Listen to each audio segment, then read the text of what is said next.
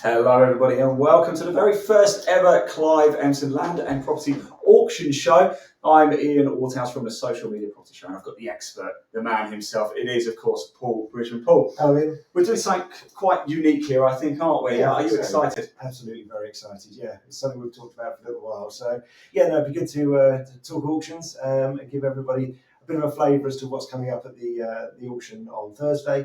Going live for bidding tomorrow, of course. Exactly that. Now, going live for bidding tomorrow. Today, we are going to go through, we've got almost 121 lots to get through, haven't we? Yeah. We've got some feature lots to bring you. We've got some special guests to bring in as well. Before we do that, if you do want to register your interest for this or for the next auction, which is going to happen at the end of July, there's a link in the body of this broadcast. Just give it a click. It takes you straight through to the website, scrolling across the bottom at the minute, www.cliveemson.co.uk. Give it a click, register your interest. And you don't mind the odd phone call either, do you, Paul? No, absolutely not. I mean, we prefer to talk to people as well. So please do give us a call about any aspect of any of the lots that you see today or future auctions. If you're looking at buying or selling at auction, please do give us a call. You're more than welcome to do so. We're friendly, we're approachable, and that's exactly what we're there to do, is talk you through the process. Because not everyone buys a property at auction every day. No, they certainly don't. The number, by the way, is 0345 8500 333. Do get in contact with us. Or, like I said, just click that link in the body of this broadcast. It'll take you straight through. You can register your interest that way. So we've got a lot to get through today. Before we get into that, because we can't just jump straight into lots, can we? We will do that, of course, for you. Don't you worry about that. We're going to see some cracking some lots as well, I have to say. Before we do that, you have 5 golden rules, though, don't you? That's right. 5 golden rules for people who are looking at buying at auction. The auction process is great. It's a really good, fun way of buying property, but there are things you should do and things you should know before you get into actually bidding. Because on the day of the auction, once that hammer comes down or that timer gets to 0, you have exchanged contracts. You're legally bound to buy the property. So please do have a look at the 5 golden rules. Get some idea, as I say, into what you want to achieve from your purchase, and know that it is certain once you've bought it, you are legally bound to buy that property. Well, you've been out and about, haven't you, actually filming a video of what the 5 golden rules are. So I'm going to play that now. So here are Paul Bridgman's 5 golden rules. Hello, I'm Paul from Clive, Emson Land and Property Auctioneers. I'm one of the auctioneers with the company, and we want to give you some tips on how to buy property at auction. The 5 golden rules to buying at auction. We're in the beautiful mid-Essex village of Turlin. And one example of one of the properties we've got in their current auction, the beautiful chapel here in Turlin, and we want to give you, as I say, a few tips on how to buy at auction, which should be the most open, transparent and fun way of buying land or property. So come inside and we'll give you some tips. Okay, so you found the area that you want to buy in. You've done all your research into areas and what you want to do with the property when you've actually purchased. So you see a property in the auction catalogue or online, and you say, that's the one for me. I really want to go and buy that property. Here's the 5 tips we should recommend you should be following if you want to buy a property at auction. Firstly, get all the property details. Download it from the internet, look at it online, and go and view the property. Inspect the property is a big important thing you need to do. You see a lot of people on Homes Under the Hammer who buy something and have never seen the property. Very risky. I would always recommend you in person go and look at the property if you can. Second point is the legals. Always download the legal pack, get your own legal advice on that legal pack. Get your solicitor to look at the pack, either send it to them or they can download it from our website also. Because really, that is everything you need to know about the property, and like I say, it's the most open and transparent way of buying a property. So everything about the property will be in that legal pack for you to have a look at. Next thing, do you need a survey? Do you need it for finance purposes? Do you need it for your own peace of mind? If so, then obviously you need to organise that survey before you come along to the auction to bid. So that's a really important point. You may not need a survey. You may be comfortable looking at the property yourself, have people you know who are comfortable looking at the property and can give you advice on it. But if you need a survey or you want peace of mind, do it before the auction. Because after the hammer's gone down on the day of the auction, you've exchanged contracts. You're legally bound to purchase that property. So if you then go and get a survey and you don't like the report that comes back, you're legally bound to still purchase that property and you've paid your 10% deposit. Fourth point is knowing the costs. Know the costs of what you're going to be involved with. Is it just the purchase price? There's also an auction administration charge, which is on a sliding scale depending on the price you purchase at. All the information will be available on the addendum and is available on our website and the catalogue also, so look into that. Also in the special conditions, which are in the legal pack, you will need to look at if there are any additional costs that you need to pay towards the purchase. Sometimes there are costs in there, so yeah, just have a look at that. That's quite an important point. But also, in terms of knowing your own costs, what do you need to spend in terms of doing the property up, additional research work, anything that you might need to do to get to the end product that you actually want to end up with. As I say, so know those costs, work it all out, and be quite thorough and have a bit of flexibility in your budget too. The last thing really is to register for the auction. Our auctions are still online at the present, so what you need to do is go to our website, click the register to bid button and follow the links through to and fill in all the information, including your identification documents, your credit or debit card details, your solicitor's details, and build your profile on the bidding platform. Last thing, auction day. Don't panic. Stick within your means, know what you want to pay, and as I say, really you just need to then follow the process and see it through to the counter down to getting to zero, or that hammer falling, and at that point you know you've purchased the property. And the one thing to remember is if you are the successful bidder, you've never overpaid for a property at auction. Unlike informal tenders or on the market, you don't know what other people have bid. At auction, it's open, it's transparent, you can see what the underbidders paid. And if you are the successful bidder, you know you've got it for one bid more than the underbidder. So congratulations at that point, well done, you're the new owner of a land or property. So I hope that's been helpful. If you have any questions at any point during the process, best thing to do is give us a call, and we'll be only too pleased to talk you through the process a bit further and answer any questions you've got. Thank you. Fantastic stuff there. Well, let's just pop those golden images. Planning to follow the 5 golden rules. There you go, the 5 golden rules up there. They are fantastic stuff. We'll keep referring to those through the auction programme today, so yeah, just in case you missed it first time around. Exactly. We're going to play that video again a little bit later too, Paul, just for people who tune in a little bit later. Right, now I don't know about you, I am quite excited to start seeing some of these lots, aren't we? Now, that's what we are here for. You selected a number of feature lots, haven't you? And you've also arranged some very special guests for us as well, haven't you? Would you like to introduce our first guest? Yeah, Audrey Smith from our West Country office is going to join us now. Audrey, are you there? I'm here. Hi. How are you doing? All right? Hi, I'm good. Thank you very much. Good. Now we've start. You're our first guest today, so nice to see you. Thanks for being on time. We'll just start the run through of the lots very shortly, but we're going to do a little feature lot first, which is one that you've seen, one that you've been involved with. Yeah, which is the agricultural barns and land, about 36 acres, I believe. Yes. Yes, absolutely. Yeah, look forward to it. Let's go.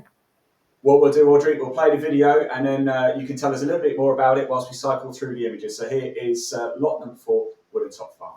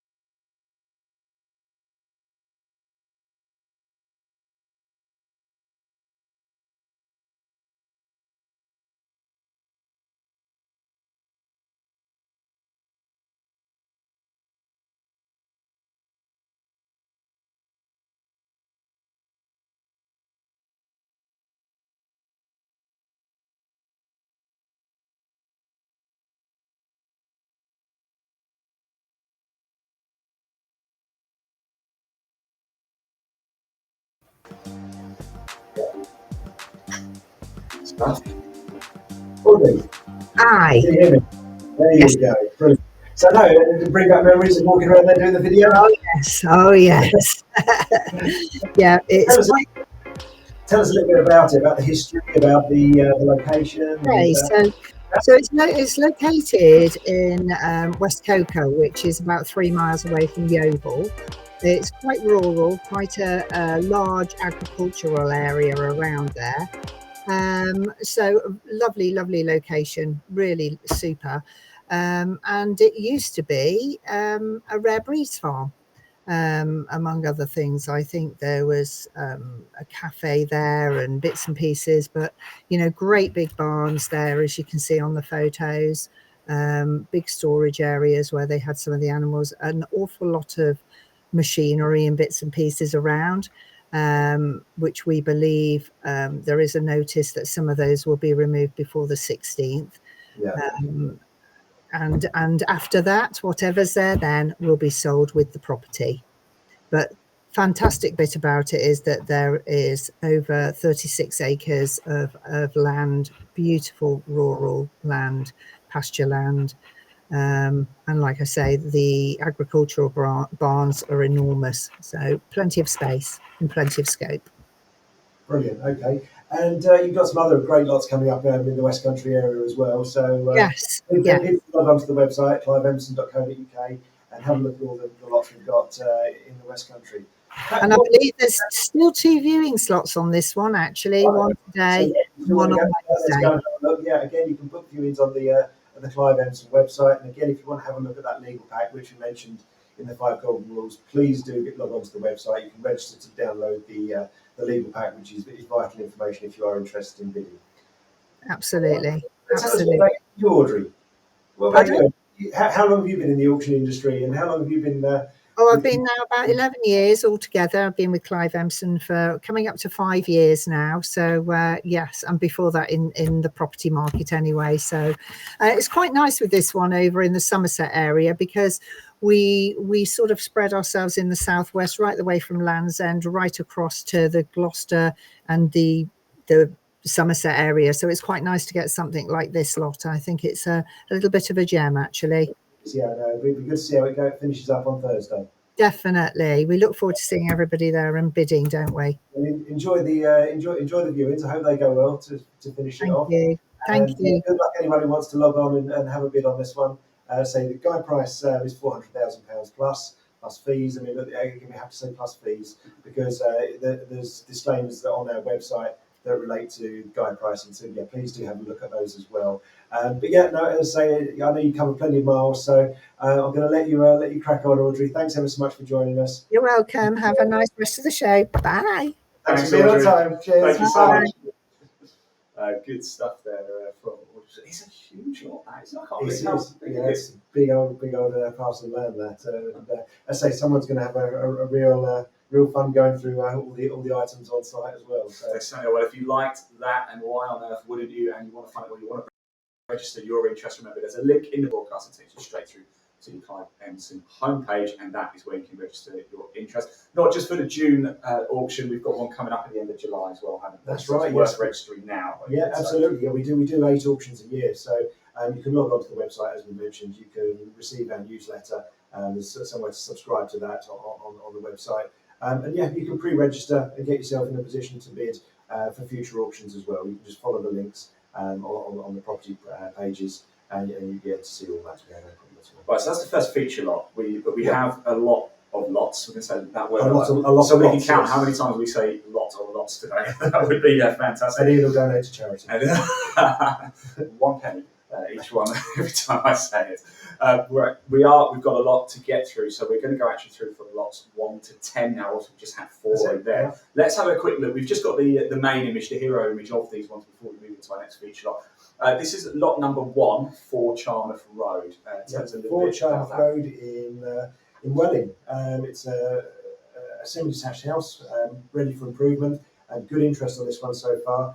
Guide price 255. I think there'll be good interest on that one come the auction day. Always like to see the first one sell as well on the day, so it's always nice to have a good one to Do get. you have a particular structure for these, or is it just as they come in and it doesn't really matter? It's just 1 through 121. You like to see the first few go well, of course you do, and you like to see the end ones go well. You like to see them all go well, of course you do. But with the online auctions, we've found it really doesn't make the slightest bit of difference what order they're in at all. If they're going to sell, they're going to sell. As I said, the online auctions have been absolutely fantastic in terms of getting us through the pandemic and from where we were to 2 years ago. So no, absolutely, there's no real structure to the lot order this time around. Well, this is lot 2 then, isn't it? We've got now 14 Victoria Street. Mid-terrace house, in the Swale area. With Sheerness, guide price 145,000, but a nice little brick terrace cottage there. Yes, terrace house. Fantastic. Let's have a look at lot number 3, shall we? Is it Old Shore Road? It is indeed. Is that correct? Old Shore Road, yes, in Brighton, yes, Brighton.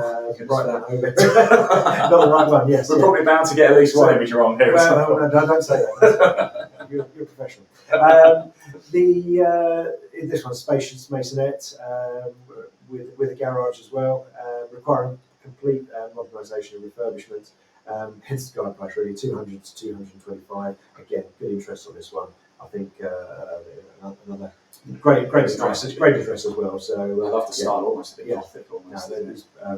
Properties in Brighton always tend to go extremely well. Yes, right, so we've had number 4. Lot of course. four we know all about. Yes. Let's jump straight to lot 5, shall we? Now this is a beauty, isn't it? It's a lovely looking property. This former chapel. We've been lucky enough to have a few chapels in this auction. So this is one of them. A former chapel with planning permission for 3 houses and parking. So again, these chapels, churches, they make great conversions, and we can understand why they're always so popular. That is. I just wonder actually with old chapels and churches, is there particular? I guess they're protected, aren't they? Can you do much to them? They're usually listed conservation areas, that sort of thing. Not always, but quite often they are. Yes. You won't say every single one is because they're not always. So you need to again check the legal pack. You need to do the research. You need to dig into everything, especially if they are listed, because you have to comply with listed buildings, planning, and the local authority, which can be a little bit more thorough. Bit tongue in cheek, a little bit. They can sometimes be quite hard work, but no, they can be worth it. I mean, some of the actual conversions you see, the end product, are absolutely stunning. Well, let's move on to lot 6, shall we? 5 Rider Close. Which again, it just goes to show the diversity of the properties you get at auction. Most people think a modern little terrace house, why is that at auction? You think that'd be on the open market all the time. But quite often it's the seller's circumstance that means the properties go to auction, not necessarily the property itself. So we get a really wide range of property come through to auction, and it's one of those things that people always think that we sell cheap repossessions to property dealers, or we sell distressed properties. Yeah, there's still an element of that, of course there is. But across the board, the range of property we get is so different. And this one, it's a terrace house with investment potential. Guide price 250,000. Yeah, no, it's a nice little property. This one. The next one as well. Let's bring us at lot number 7, the United Reformed Church. Yeah. Wow, look at that. That's the property you were at for your That's $5 rules, isn't it? Yes. It's just down the road from us, just outside Chelmsford here, and it's a beauty. It's another chapel. It's a lovely village, Turley. I think it's won Village of the Year in Essex quite a few times. So it's a really lovely building. In fact, a bit of history. The founder of the church there, I believe, went over to form Harvard University over in the States. Really? Yeah, years ago. Wow. He was hounded out of the village for having alternative faiths, and went over to America and actually became a founding member of Harvard University. That is a story. That is a chance to own a bit of history. There's a fact. Yeah. Isn't it? If you do want to own a bit of history, don't forget you can visit the website. There's a link in the body of this broadcast that takes you to the Clive Emson. That's how you can register interest. Or give us a call. Call us on 0345 8500 333. We do want to hear from you, so please do get in touch. If you have a question at any time as well, we can see the comments. Best place to actually do that, if you head over to Clive Emson's YouTube channel, we're live on YouTube as well. If you comment in the chat section, we can show your comment on screen as well. So yes, keep it friendly. No, if you have no questions abuse, for the please, expert, Mr. Paul Bridgman here, please do get it in. Don't bother asking me. Paul's the expert, not me. I'm just here for the sake of being here. It's a bit pretty. I wouldn't say that. So, right, we've still got some more properties to go through, haven't we? That was lot 7. Lot number 8 we're going to come to very shortly. That's one of our feature properties. So let's jump straight over to lot number 9, St. Peter's Hill. Lot number 9, yes, it's an intriguing looking little one, this, isn't it? Yeah, it's I say close to the harbour. It's a little cottage there. It's a guide price, £250,000. But yeah, no, it's a really interesting one. Again, there's more images, more video content on this one online. But yeah, please do go and have a look at that one. That's Devon, isn't it? It is, yeah, down in the Brixham area. Yes, yeah. Very nice. And lot number 10. Lot number Let's 10. have a look. It's a driveway. Yeah. So again, I say we sell some strange and interesting lots at auction. A driveway. It's it's one of those things. Do you get many? Because garages sell. Yeah, garages. I mean, we had quite a lot of garages. In fact, there's quite a few coming up in the auction. You'll see as we run through. But this one's got a guide price of just £1,800. So yeah, as I say, there's. Sorry, did you say 1,800? 1,800 to £2,000. Yeah, that's right. For the driveway. Yeah, that's right. And what it may do, it may open up other parcels of land along the lane, or there may be other people who own properties either side of it who may want access and might open up a building plots. I imagine these people here would be quite interested. Absolutely, you just never know who's going to be interested. So yeah, as I say, these things always do go and get good interest. Yeah. They certainly do. That is the first sort of bunch, shall we say, of the properties that if you really want to get a closer look at again, do click that link in the body of this broadcast or just type in www.cliveemson.co.uk and that's how you can register. That's how you can see more information about those lots. As I said, we're going to focus on a number of feature lots. They are some of the other ones that are going to be popping up. You are going to see every single one that is actually going to be going under the hammer from tomorrow midday, isn't it? From tomorrow midday. That's right, yes. The bidding goes live from tomorrow, around about midday-ish. Don't hold me to that. To say it's going to be around about lunchtime-ish, though. So yeah, they go live on the Tuesday this time round, and they'll run for then 3 days through to the Thursday. And then each lot will be given a designated finish time for the close day on Thursday, the 16th.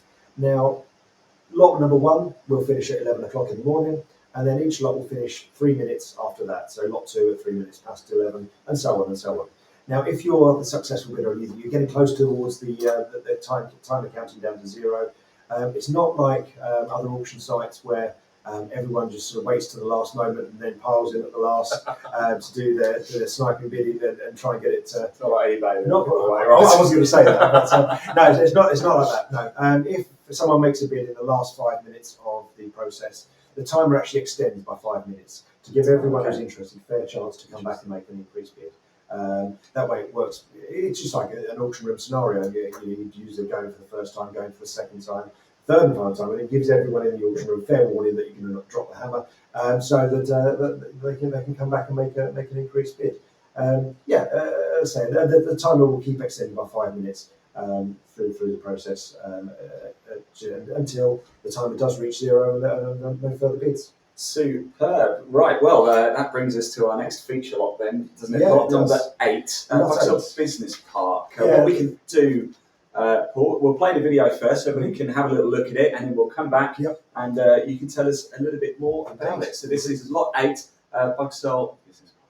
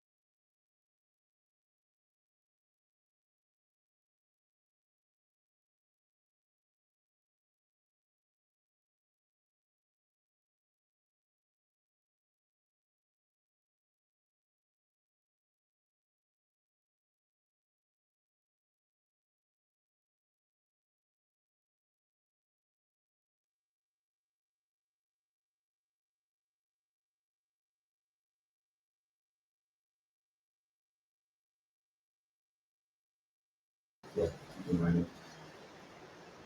Right, there you go. Okay. That was a cracker, wasn't it? That's It was, Auctioneer yeah. Business Centre. Tell us more. Okay, right. Not one of my lots, not one I've seen in person. My colleague Chris down at the Brighton office, but unfortunately he's out on appointment, so he couldn't join us today. Well, that's what he tells me anyway. That was camera shy. No. So lot 8 is the Bugsell Business Centre in Etchingham, East Sussex. Guide price of 280 to 290,000. This one, it's a great investment, a commercial investment property, but it's got potential as well. Not only to increase the rental income at the moment, it's currently led at just under 20,000, so 19,260 per annum it's bringing in, which is not a bad return. Yeah. But it's been previously let at just over 47,500. So again, there's great potential there to enhance that income.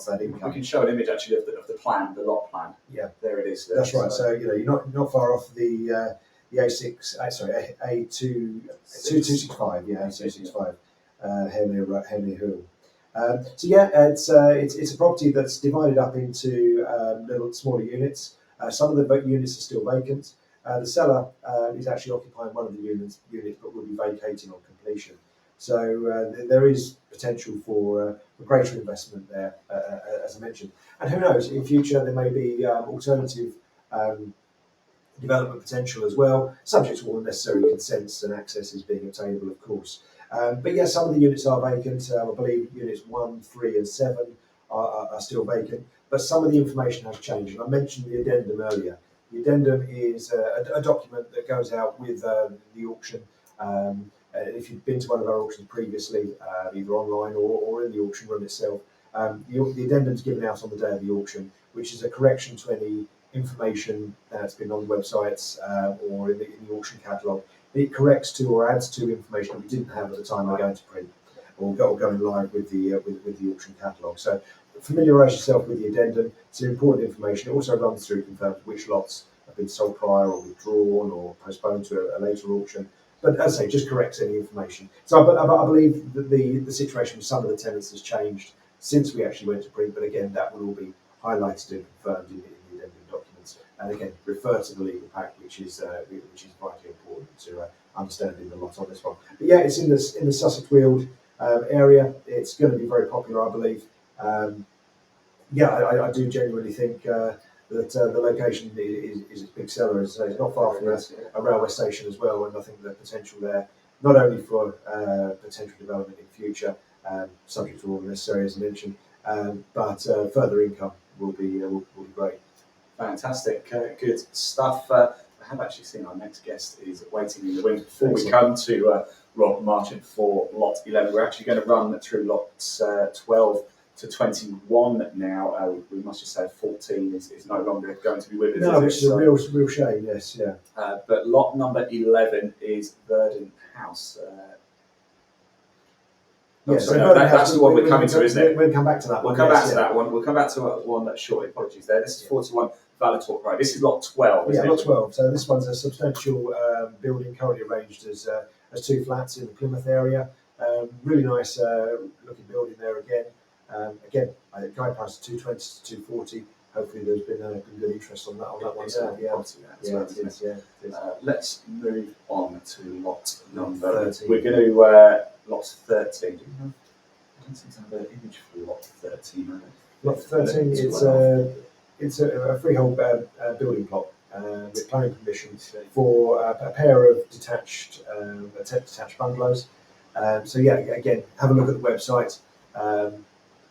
It's not Land at Knight's Farm, is it? No, that's the one that's gone. That's the one that's gone. Okay, right, let's jump into 15 because we do have this one, the One Bank Buildings. There we go. Yep. So again, a really impressive looking building there, obviously out west on the ground floor. Leasehold accommodation with planning permission for 5 flats, but unfortunately we've missed that one because it's been sold prior to auction. An offer came forward. The client decided that so the offer was too good to pass up. And has accepted that offer and it has exchanged contracts already. So I'm afraid that one's gone. Well, I can't blame that, can you? It's a good looking plot. Right, let's have a look at lot number 16, 35 target first. Yeah, no, it's again interesting little on this. It's a 3-bedroom semi-detached house, ready for complete refurbishment. Guide price of 180 to 200,000. Nice looking property. It is. Again, I think you can do a good job with that with the refurbishment. I certainly think you could. Let's have a look at lot 17. Trick Caramel. Have I said that right, Paul? Said that You're testing me. We should have asked Audrey earlier. We should. Oh, this is one of Audrey's. Trickarel, yeah, that's right. Trickarel, there we go. In Drum Road. I've done auctions all over the UK. Scottish ones I had no trouble with. But it was the ones in North Wales. It tripped me up every time. No, I understand that. Yeah, no, that was always a little problem. But that one's still available there. Guide price of 500 to 600,000. Range guide price there. Freehold commercial premises with great potential. Who knows what that one could produce later on. It does. Yeah, it does look like there's a lot of potential there, doesn't it? Yeah. Now we spoke before. We saw a driveway earlier, Yes, didn't we? yeah. Now we've got some. I did ask you the question about garages. Finally, I've got my wish. Here's lot 18. Some garages at Pleasant Road. You're easily pleased, aren't you? You just want a garage. If I get a driveway for 1,800 to 2,000, then yes. Okay, so what can I get these garages for? down in the Portsmouth area, we've got 4 lock-up garages there, or stores. Yeah, you use them for what you will. We were talking earlier about classic cars being a great investment. Maybe we want to buy some classic cars and store them in garages there. But no, as I say, garages always make a decent investment because they can be rented out for parking. Yeah. They can be they're a good low maintenance investment. But yeah, so guide price there of £40,000 plus. 10,000 a garage doesn't sound much, does it? Well, no. You're not mine, yes, yeah. Absolutely. Now, I like lot number 19, lot 46, Lower Denmark Road. This is a very, very pretty property. Looks like you can do an awful lot with that, isn't it? It is, yeah. Nice red brick, yeah, and the archway through there, yes, yeah. So it's a freehold property divided into 2 flats in the Ashford mid-Kent area. And the guide price there, 185 to 195. I would imagine there's going to be strong competition for that one. But get involved and find out. Yeah, I think that's a nice looking property. For some reason, I didn't write down lot 20, but lot 20 is that on? Lot 20 has been postponed. So lot 20 is postponed. So that was more garages. But hopefully that one will be back in the next auction on the 28th of July. I'm not sure the reason for that one being postponed, but it could have been that the legal documentation wasn't quite ready in time. So that'll go into the next auction, hopefully. And come back for the 28th of July. Okay, one more lot to show then before we get our next guest in. Lot 21 says the King's Arms. Am I right in thinking this is a public house? How did you guess? Oh, how did you guess? I know which property I'm buying. Oh, right. Fancy being a public, do you? I would be lethal if I was. Be lethal? No. So, former public house in Devon. Nice looking building. So anyone who's looking at a former pub, want a change of career, then this could be the one for you. It's a lovely looking building there. There's obviously, hopefully, I would imagine good footfall, plenty of chimney pots around the area. So a guide price there of 210 to 230,000. It seems like something for escape to the country. Or it does sound like a good investment. It does, yeah, good potential. Yes, yeah. Absolutely. It'll probably turn into like a modern gastro pub or something, right? These well, days. If it gets people out and enjoying themselves, especially in the post-COVID era, I know there's no bad thing. Let's get people out living a little, and as I say, if it turns into a nice gastro pub, then that's great too. Absolutely, breathes new life into these buildings. Why not? So indeed. whether it is to change to residential or whether it's to remain as a pub, then or whatever it might be, bed and breakfast, it's great. We are breathing new life into high streets and communities up and down the country with new ventures that people are putting forward. We've seen a lovely range of properties so far that are going under the hammer. The auction starts tomorrow, doesn't it? When it does, yeah. All goes live from around about midday tomorrow on our website, cliveemson.co.uk. You can see all the lots there listed individually, and on each lot you can then download the legal documentation, as we've mentioned. You can also log on, set up your bidding profile for the bidding platform as well to register to bid from tomorrow and for the auction finishing on Thursday. Great, and just with that again, yes, www.cliveemson.co.uk. To make it even easier for you, we've actually put the link direct to the website in the body of this broadcast. You don't even have to type it out. Yeah. How nice is that? It is very kind of you. And if you do have any problems at all with the registration process, or you want to know more about auctions, buying, selling, for future auctions, yeah, please do give us a call. You can reach us on 0345 85 00 333. Please do give us a call. We're only too pleased to talk to you about any aspect of the auction process. Right, it is time for our next guest very shortly. What we're going to do, we're actually going to play the video of this first, then we'll bring our guest, Rob Marchant, in, and I believe we're going on a little trip to the Isle of Wight. Isle of Wight, yes, we do quite a lot of business on the Isle of Wight, and Rob's quite often on the hovercraft across to the Isle of Wight, so I'm sure we'll ask him about that. We'll have a look at the property first, and then we'll bring Rob straight in.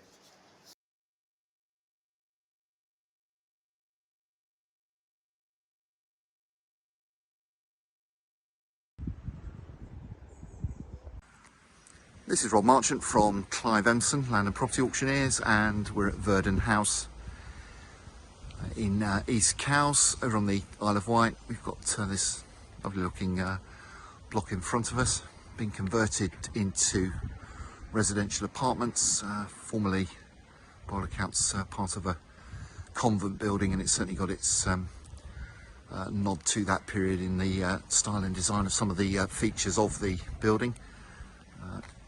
Nice quiet location looking back towards the main road down towards the car ferry terminal. One of the attractions of this site is that it's got good amounts of parking for the various tenants. Obviously a big plus if people can park their cars as part of their tenancy. Again, additional parking here, communal gardens further down, and a view from this other side of the building. So here we are at the other end of the property in the communal gardens. There are actually 13 flats in Verdon House. 12 of them are at present let, producing a very useful income. It's just over £67,000 per annum at present. There is actually a further flat down in the bottom corner here, which the current landlord has not let in recent years due to damp issues, but if somebody wanted to resolve those problems, perhaps with some tanking or whatever other works that are deemed to be necessary, there is scope and potential to have that 13th flat back on stream and producing an income if so desired. So that's a brief external tour. Unfortunately, we can't get into any of the tenanted flats at the time of making the video, but we can show some of the communal areas and hopefully also get into the flat that's not being used at the moment, flat N, down on the bottom corner here. So let's head round and have a look at the communal areas, which I think will give a good idea as to the style and quality of the accommodation. So here we are now at the main communal entrance, looking back round towards the road where we started our video. As mentioned, some very obvious nods to the former usage of the building. Lovely features here in this communal hallway. Tiled floor. And really one of the more attractive communal hallways that I've been in of late.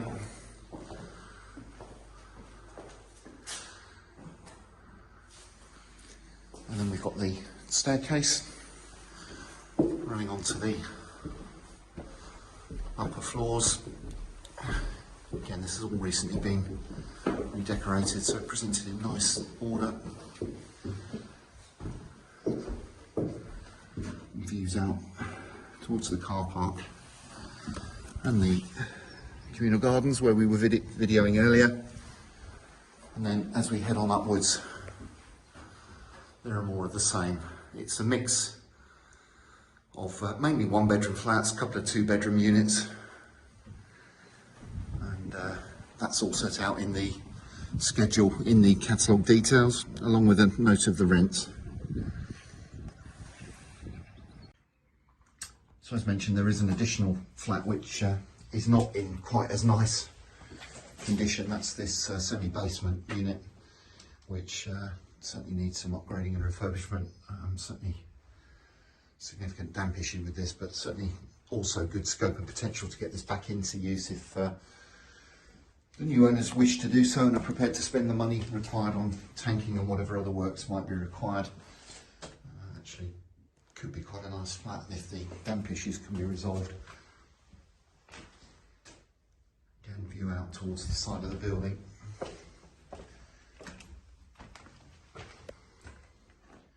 But clearly significant works required to get this back into use. Kitchen tucked away down at the end here. So that's the lower flat,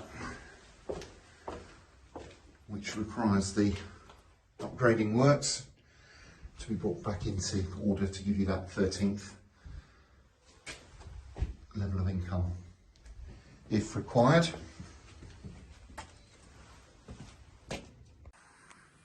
And so, in summary, this is Verdon House at East Cowes.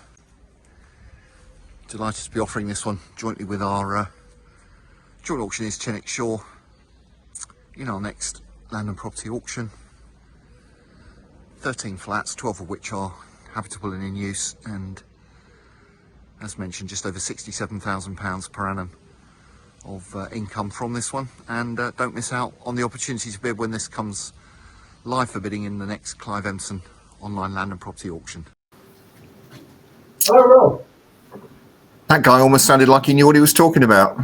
Almost. Got to be careful, get yourself a reputation. How you doing? All right? Yeah, very well, very well. Good, good. Rob joins us from our Hampshire office, and they cover the Hampshire, Dorset, Berkshire area, Wiltshire, and also obviously Isle of Wight, where you found this little beauty. And actually been on the Isle of Wight this morning on the early hover, so there we are. Yeah, we tend to be Regular visit. on memories of the hovercraft. So Trying to get this week's visits done early before the Isle of Wight festival traffic all kicks in towards the end of the week. So yes, yeah, no, that's right. That's worth. You don't want to be trying to head over there with in competition with that lot, I can assure you. No, we might not see you for a little while if you did.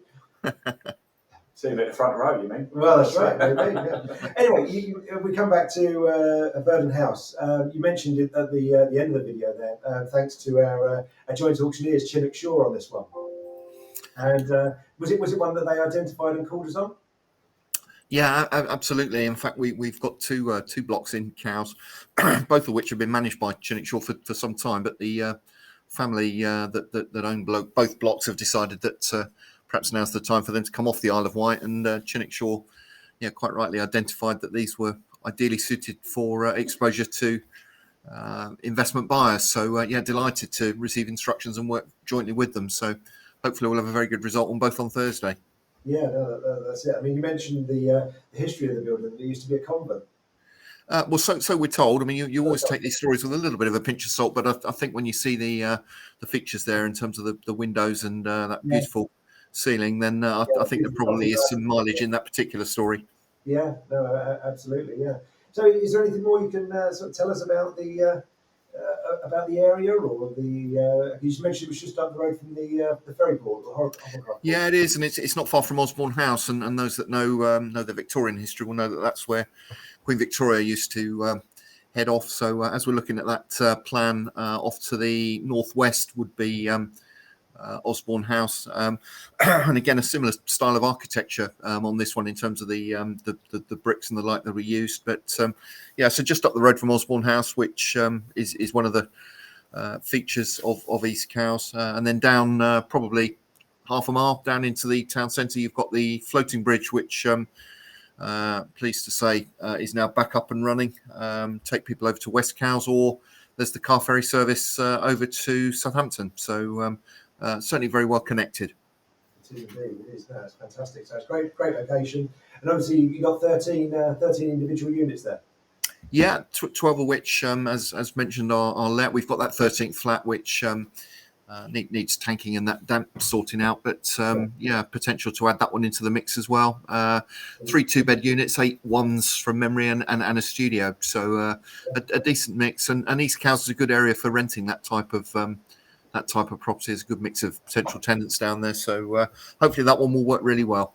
Yeah, and of course, obviously you got Cowes and sailing as well, and I can imagine it is quite a good area for rentals as well. Yeah, absolutely. I mean, particularly West Cowes, the other side of the river, I think is perhaps slightly more the base for all the sailing, but certainly there is an overspill into this side of the river into East Cowes, and yeah, as I say, it's a good location certainly, and a nice building, and as you can hopefully get a feel from the video, it's been well managed and well looked after for a number of years, and yeah, ready for its new owners to hopefully take it on and start to benefit from all that rent that's coming in. Indeed, indeed. So, as you mentioned, you were over on the island this morning. Was there a viewing there this morning, or? No, that was to look at fresh property for the next auction. So no, it's ever rolling. We're generally over 2 or 3 times a week. Somebody's over there, so we keep a vehicle down at Ryde, jump on and off the hover, which saves us a whole load of time. It's only a 12-minute crossing, and then straight in the car and off, and we can be pretty much anywhere in the island very, very quickly. It's probably quicker to get to most parts of the island than it is to get into Southampton or Winchester some days with traffic these days. Oh, I bet. So before we let you go, Rob, just tell us a little bit about your office and the area you cover, and yourself, and how long you've been with the company. Yeah, I've been with the company for 18 years. Prior to that, I worked for another auction house, covered a very similar area, in fact. We're based at Whiteley, which is say almost a new town. It's a commercial hub just off the M27 or close to Fareham. So about 90 seconds on a good day to get on and off the motorway, which is ideal for us. From here, we cover the whole of Hampshire, half of Dorset. We meet up with our colleagues from Exeter at sort of Dorchester and Weymouth. We got into Wiltshire, Berkshire, bit of everything really. And then obviously the Isle of Wight as well, which is great. We sell more on the island year in, year out than the rest of the UK's auctioneers put together. So we've very much got a tag as the island specialist, I think, and work very closely with a number of agents over there who I think recognise the advantage that we can bring in terms of getting the right properties to the right audience in terms of mainland buyers. And historically, between 2/3 and 3/4 of everything we sell over there every year goes to mainland-based buyers. So there's clearly method in their thoughts on that one, and our ability to help them reach that audience. And yeah, very good relationship with the agents, particularly over there. So it's big area. Myself and Mike are kept busy. Clock up the miles, that's for sure. But as I'm sure all our colleagues will have said, including you, Paul, I think it's the variety, isn't it, of never knowing from one day to the next what you're going to go and see. So that's right. As we've already explained and shown such a variety of property that comes to auction. Yeah. You never know what's going to. Very rarely you go and see a 3-bed semi on an estate, is it? Indeed.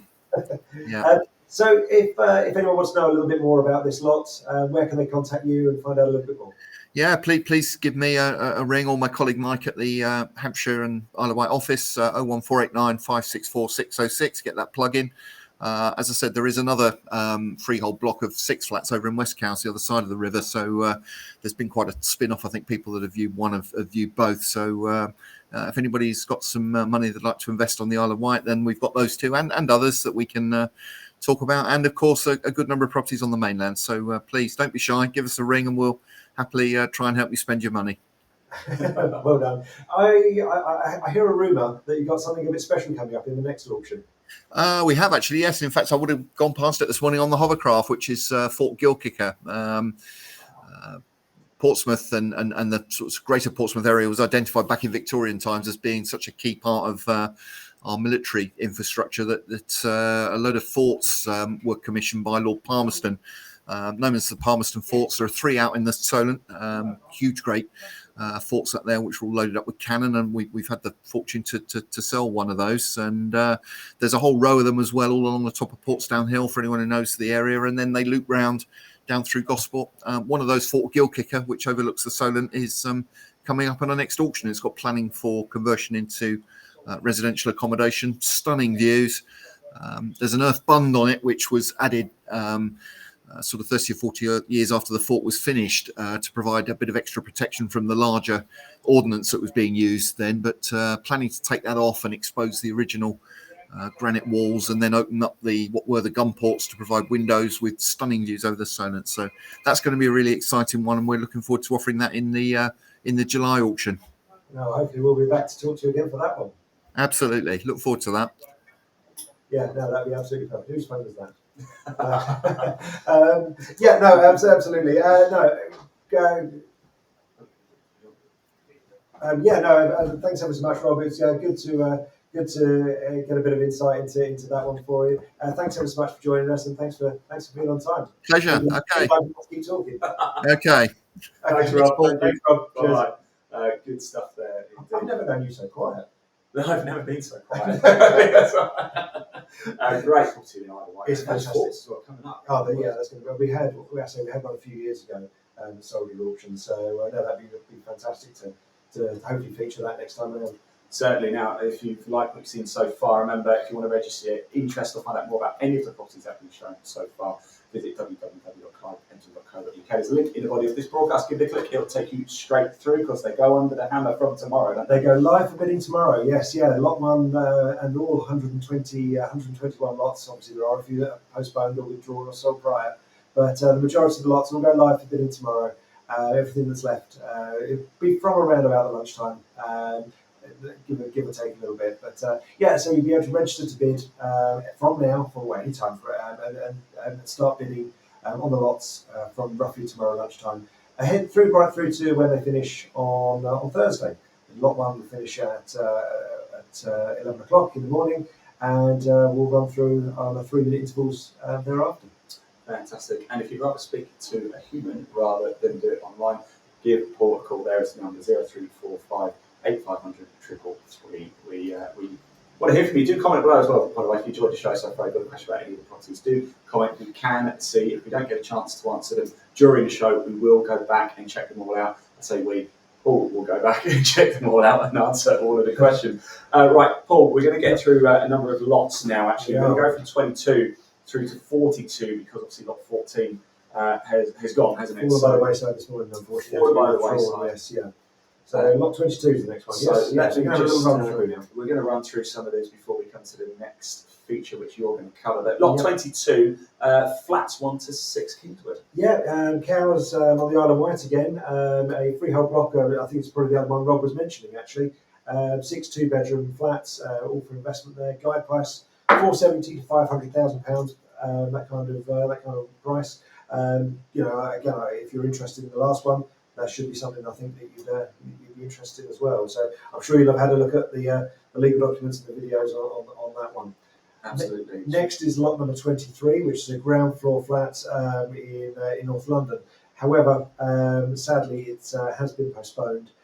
There was something on the legal pack that one meant that it wasn't going to be ready in time for this auction. So hopefully we'll see that one back in the next auction on the 28th of July. But so have a look out for that one next time around. Hopefully you'll see it there. Right, let's go straight into lot 24 then. 24, Maidstone. We've got our office in Maidstone, so I'm sure those of you who are familiar with the Kent office may have visited us time to time. But this is a great looking little property. It's actually quite a large house, actually, ready for complete refurbishment. Obviously, needs 3 floors. It goes right up there, doesn't it? 3 floors, a lot of potential there. Seller? I mean, guide price 200,000. It should be. Yes, I would imagine there's been good interest on 4 floors almost, essentially. 4 floors. Where are you finding the 4th one? I've got cellar. I've got this floor. Middle, top. Yeah. There you go. You know your stuff. 25 we're not going to touch on yet because that's our next feature. We're going to come back to that one a little bit later. So let's jump straight to 26, 22 Western Road. 22 Western Road. It's a cute property. In terrace house for improvement. Tunbridge area, Tunbridge Wells, that kind of area, Tunbridge Wells. A nice one. It's guide price at £230,000 plus. I imagine there's going to be good interest. I mean, Tunbridge Wells is always a really popular area, so I do envisage good interest in that. Yeah, it looks in good condition as well. Right, lot 27. Some land. Sadly, fallen by the wayside. Has to be withdrawn, I'm afraid. Land and buildings. A lake as well included in that one, so a bit of a shame because those sort of things are always nice to offer. Something a little bit different, but again, unfortunately, lot 27 has been withdrawn, and the difference from withdrawn and postponed. We expect to be back in a future auction. Withdrawn. Sadly, there's not going to be a chance to offer that one again. No. Right, let's jump straight into lot number 28. Then this is flat 10 on the High Street. Yes, it is High Street in Worthing, down on the in West Sussex on the south coast. Guide price of 170 to 180,000. 2 bedroom, modern inside. Looks quite a nice building, that one. So Worthing's quite popular. That'll So go quick, won't it, on the I high street? would hope so. Yes, yeah, I would hope so. Right, let's jump into 29 then, 14 Elm Grove. Elm Grove, Oh, yeah. look at that. That's a bit of some history there. Yeah, that's right. Obviously on a bit of a gradient, bit of a hill there, but mixed-use property, city centre location, so right in the Brighton and Hove area. Got a guide price at 270 to 280,000 pounds. So you've got a mixed use, you've got commercial, and then you've got a residential on the upper floor. Yeah. Right, good stuff. Lot 30 when it comes to later. We've got to guess. We've got John Rimmer a little bit later for that one, so we'll skip that one for now and jump straight into lot 31, which is 59 Postley Road. Yeah, three bedroom house. That actually. Does it? Something you haven't told us. Do you want to sell? If you do, I know where you come. Three bedroom terrace, 3 bedroom house with a garage in the Maidstone area again. A nice looking, say, modern house. Like I say, not all property that you see at auction is what you necessarily expect to see at auction. So, as I say, there's a real good variance of property. Have a look at the images on that one. It's something that you perhaps wouldn't expect to find at auction. Yeah, absolutely. Let's move into lot 32, 36 South Eastern Road. Yeah, guide price here at 220 to 230,000. Residential investment property with a vacant ground floor. So there's potential to perhaps enhance that further, the investment potential. Again, it's a nice looking older building now, an established building. It certainly is. Let's go into lot 33, 54 Grove Road. 54 Grove Road. Yeah, we have a guide price of the guide price of 350 to 360. Again, a mixed use property here. This one, so we've got the residential element, but we've also got the commercial element as well. And as we mentioned about breathing new life into town centres, that's where I know this one's currently let, and it's a nice well. One in the middle, I take it. I guess so. Yes, yeah. So again, Eastbourne area, nice, a nice looking property there. Yes. Great. Let's go into lot 34, 42 Bowbridge Road. Lot 34. I think this could be bargain of the auction. This way, it's a nice look at it. Heard it here first, everybody. It's a lovely little red brick cottage right in the centre of Newark. 2 railway stations, nice and easy access to the A1 as well. But the property is now vacant. It's been let for many as and it's got double glazed windows. It's no central heating in there except a gas fire. But as I say, it's very dated inside, so it needs modernisation and improvement. But I think that could be a great investment. It's previously let at £600 a month, so 90,000. That's a great yield. I think a bit of love, a bit of money spent on it. That could be a great investment for somebody. I certainly think so. Right, we're going to move to lot 35. There it is. Strawberry Heights. Yes, this one's available still as well. Ground floor, town centre apartment. Again, modern property on the Isle of Wight. Guide price just 60 to 65,000. So it looks really good value, that one. It's expensive to live on the Isle of Wight, but there you go. It's not your holiday home. Yeah. Question mark. Can I borrow some money for right, lot 36, let's go straight into it. We're going to just rifle through these ones as well. This again, and 15 New Street, this one. Yeah. And 16 A King Street, is that that's right, it's 16 A King Street and 15 New Street. So you've got the freehold investment there of the whole building. Again, guide price of £180,000 plus. Nice part of town, sort of deal and sandwich. And, as I say, I do again think that'd be good interest for that. Beautiful part of the world, town, isn't it? Lot 37, 93 to 95 Terminus Road. Yep. There it is. There you go. Oh, wow. Don't find many 6-bedroom maisonettes. 6-bedroom maisonette. Yeah, it's in a central location. So Eastbourne area, you've got a 6-bedroom maisonette there. Again, do have a look on the website. You'll be able to see a video of the property. Again, get in touch with the office. Chris would only be too pleased to talk through a bit more information on that one. Right in the heart of Eastbourne as well. Don't Indeed. expect that to stick around too long. Right, lot 38. Let's go into it. And former Upper Bell Inn. So it used to be a pub, I see. Yes, and I know you've expressed your interest in pubs, so this is a nice one. But I'm saying a lot about myself here. yeah, no, I mean you can see what that one is there. It's a former pub site that's looks like it's got planning there for. Apologies, sorry. No, that's okay. I mean, it looks a wonderful site, doesn't it? And anybody looking to what we spoke about, changing career or good development. That's it. So, plan, isn't it? say any builders, small companies or large companies even, interested in looking at developing some residential homes. It's got planning there for 7 new homes. So, pubs always tend to make decent residential development opportunities. Yeah. Because I caveat that slightly by saying there's some that are protected or some that aren't going to be suitable, but yeah, they've usually got nice big gardens or car parks. So, the development potential can be good with former pub sites. Yeah. Super. Let's keep going. So we're going to go up to lot 42 before we bring in our next feature lot. Yeah, This is lot 39, and it's some land. Yes, this is land in Ware in Hertfordshire. Where? Where? Yeah, I don't know where. No, in a lovely village where really been popular, this one. Been a great number of people going to have a look at the land there. Good number of people downloading the legal pack also, so I expect strong bidding for this one come the end of the auction on Thursday. Guide price of 125,000, approximately 5.5 or just under 5.5 acres. So yeah, no, I do think someone looking for either horses or the equestrian use, say it could be really good little purchase for someone. It's a good plot, doesn't it? It really does. This one's interesting, number 40, and this is a former toilet. Yeah, no jokes. Taking the anyway.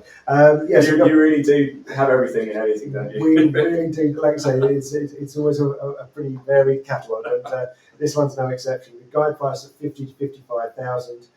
Former public former public convenience. Yeah, in the Tunbridge area as well. This one's in Tunbridge in Kent. As I say, I think again these sort of things. We had one fairly close to the Essex office here. It was just up on the sort of North Essex coast in Clacton. It was a former public convenience, and they got planning permission to turn it into a sandwich shop. I was just about to say, I see a lot of these. They turn into like these little boutique shops, aren't they? Little cafes, little shops, or coffee bars, that sort of thing. And they're obviously very well located. So, that's right. Yes, yeah. And but the problem is, if you have a coffee, then so quite often you need to go to find the nearest. Anyway, we'll move on from that. Yeah. So yeah, no, great little lot there, and something that's again something that's a little bit different and form of public convenience. Again, have a look at the legal pack for that one, because I think that could be a really interesting one moving forward. Certainly. Let's move on to lot 41 here, and this is ground rent 68. Freehold ground rent investment, slightly different kind of investment. This one. Okay. What you're purchasing is, to put it crudely, everything from heaven to hell. So you're buying the freehold of the building, but you don't own the flat interest inside, the leasehold interest. Okay. And what you then receive in return is the ground rent. So when you own a flat, you pay a ground rent to have the privilege of having your leasehold interest within the freehold building. You also then have the responsibility to maintain and insure the building, so it does come with cost. But the ground rents aren't always the reason people buy these. When a property gets to a short lease, mortgage companies and lenders won't always lend on the property. There are some lenders who will, but some of the high street lenders, once a lease drops below 82 years, they start getting a little bit jittery wanting to lend on them. So you can then charge a lease extension to the owner of the leasehold interest, and again, I have to caveat that slightly by saying that there is leasehold reform that's coming in through government, under consultation, still going. So always check the latest guidance and things and the latest legal situation. But at the moment, these freehold ground rents are making very different kind of investments. and not something I would recommend getting involved unless you know what you're dealing with. Yeah. Because again, they can be quite complex investments too. You don't get caught out. No, so again, it's always about doing the research. Exactly. Look at the legal pack. Again, people look at that and see a guide price of £8,000 to £8,500. They think, what, I'm getting a flat for 8 to 8.5. They're not getting a flat. They're getting the freehold of the building. As I say, everything below and above the building, as I say, everything from heaven to hell. So you own the freehold title. Okay, fantastic stuff. The last lot in this section, lot 42, 25 Garden Road, and it's a nice property. It's very quaint, isn't it? Yeah, it is. Another little end terrace cottage there in Tunbridge. Guide price of £220,000 plus. As I say, it looks a nice little red brick cottage, doesn't it? Yeah. It certainly does, and we will just keep repeating this throughout. Of course, if you like any of the properties you've seen or want to find out more, or just want to register to find out more, there's a link in the body of this broadcast. Give it a click, it'll take you straight through to the Clive Emson homepage. That's where you can register if you're interested. You can indeed. You can see all the lots, you can view the videos, you can download the legal documents. Our website's very user-friendly in that respect, so you can find each of the properties you're interested in. You can register to receive the legal documents, and also you can separately register to bid for the auction starting tomorrow. But once you've registered for the auction, that's ongoing for a year as well. So you wouldn't have to update your ID or your information for a little while. You can then log on and bid for future auctions as well. So if nothing takes your fancy this time, why not register? And there may be something that comes up in the July or September auction later in the year that's going to be of interest to you. Fantastic stuff, Paul. Right, we're going to move on to our next feature lot. It is feature lot 25. Of course, we skipped it when we were running through those images. 3 Providence cottages. Yep. We've got a video to play as well, so we're going to play that first, and I'm going to come back to you. You're going to talk us through it, Paul? Absolutely. So here is the video for 3 Providence cottages.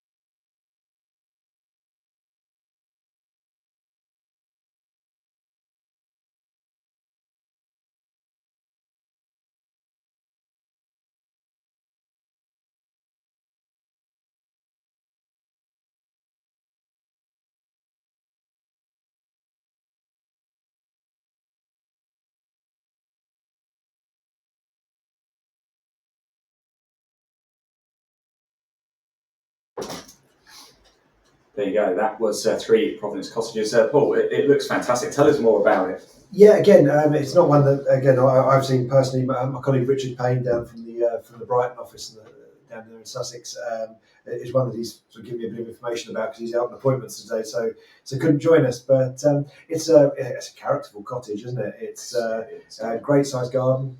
Guide price at 200 to 220,000, and this is exactly what we were talking about earlier. Is that what sort of property comes to auction?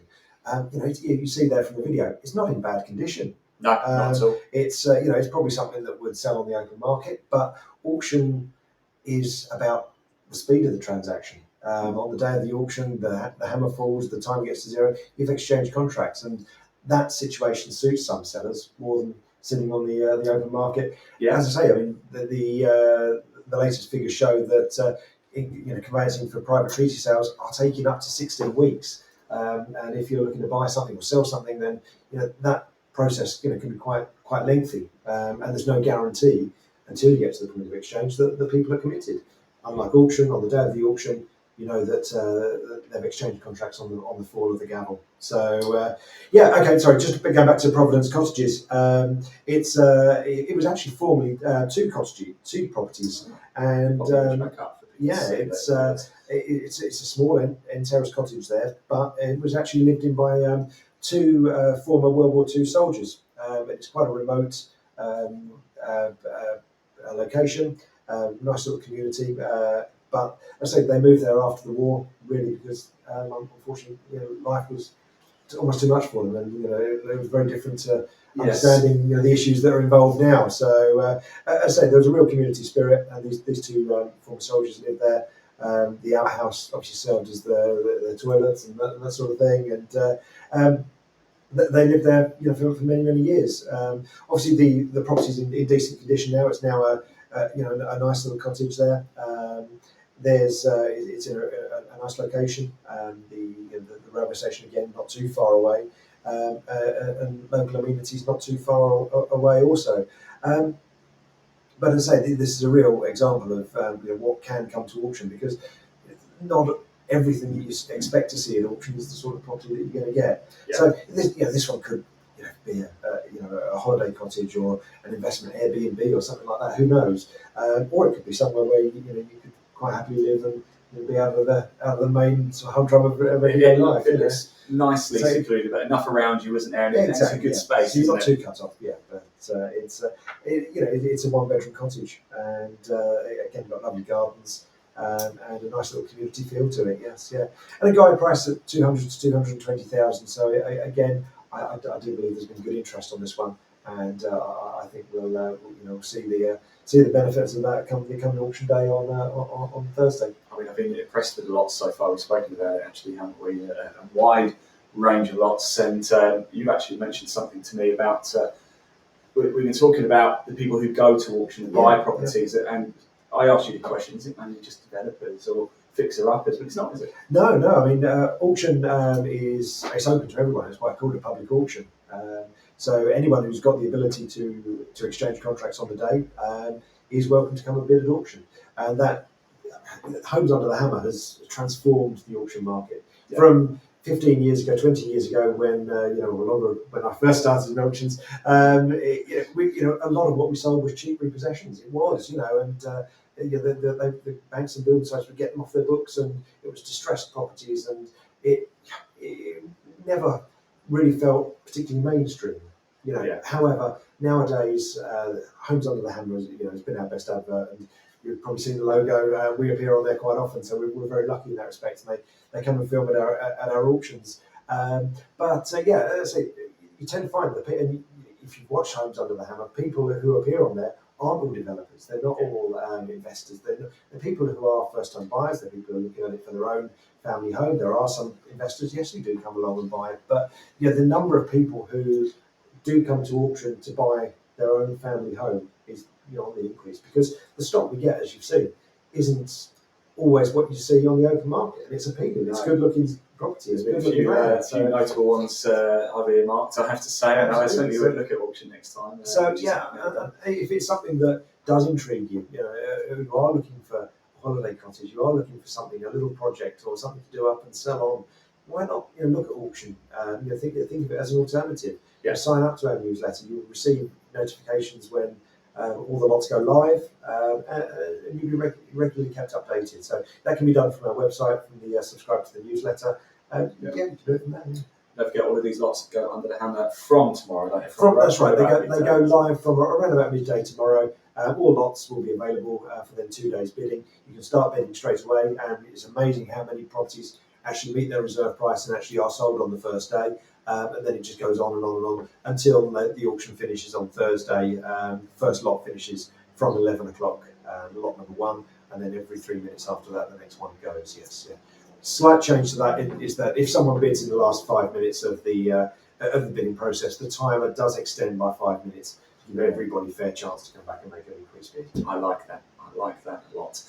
Right, so we've got some more lots to get through. Lot 43 to 55. I actually don't think I've got images for 43, 44. I wonder if we can get lots, those two put in, so 43, 44. Let's jump to 45 and we'll come back to those if we get a chance. Lot 43 and lot 45 are, one is garages, lot 43 is garages. I like a garage. You do like a garage, we mentioned that. In the Weald Kent. Don't worry about those images. In the Weald Kent area. Now, so if you look on the website, there's an artist's impression as to what could be built there. You've got 4 garages with planning permission for a 2-bedroom detached house. Guide price of £80,000. Looks a good opportunity, that one. And then the freehold parcel of land in the Gravesend, Dartford area, which is lot number 44, got road frontage there. Guide price of £40,000 as well. So again, good little opportunities. Have a look at our website for more information on those. Do check them out. There is a link in the body of this broadcast to the Clive Emson website as well. You don't even have to type it out. So if you don't want to type it out, it is www.cliveemson.co.uk. It's running across the ticker bar underneath us right now, as you can see. The Clive Emson Property Auction Show live here at Clive Emson HQ in Chelmsford. Right, so let's move on to lot number 45, shall we? Ground floor flat, 18 Markham Road. 2-bedroom ground floor flat with a garage and garden as well. So guide price of £150,000 plus their Bournemouth pool area. So it's again one of those that hopefully will be getting good interest, in the viewing still going on as we speak. And I say for all of these lots, there are still viewing opportunities. Well, most of them there are still viewing opportunities. So again, you can log on to our website, you can book viewings, you can go and look at the lots, and the information's there for you to see. So if you go into each individual lot on the website, there's a space where you can actually log on to the, you can actually book in for viewings and or download the legal documentation too. Super. Lot 46, I don't have an image Again, here. it's a virtual freehold parcel of land. So I would imagine there's a very long leasehold interest on that, maybe a 999-year lease or something along those lines. But again, it's a parcel of land that guide price £5,000 to £10,000. Might be worth a punt for somebody. Yeah, absolutely. Absolutely. Lot 47, let's move into that. This is some land. Land again, yes, yeah. Approximately 3 acres of freehold land. The Canterbury area, guide price 50 to 60,000. If you like green grass, there you go. That's a beautiful piece of green grass. So no, I mean, our rabbits would like that. Your rabbits would like that. Good. So let's go to lot 48, 12 Market Street. 12 Market Street is a freehold investment in town centre location, Swale area of Kent. You've got a guide price there at 450,000. Again, as I say, the investment potential is really good with that one. A nice one to have a look at, I think. Yeah, nice looking building. Absolutely. Let's move on to lot 49. Down in Hampshire. Again, if you want to speak to Rob or to Mike down in the Hampshire office, I'm sure they'll be only too pleased to give you a bit more information about the area. Although this one has been sold prior to auction.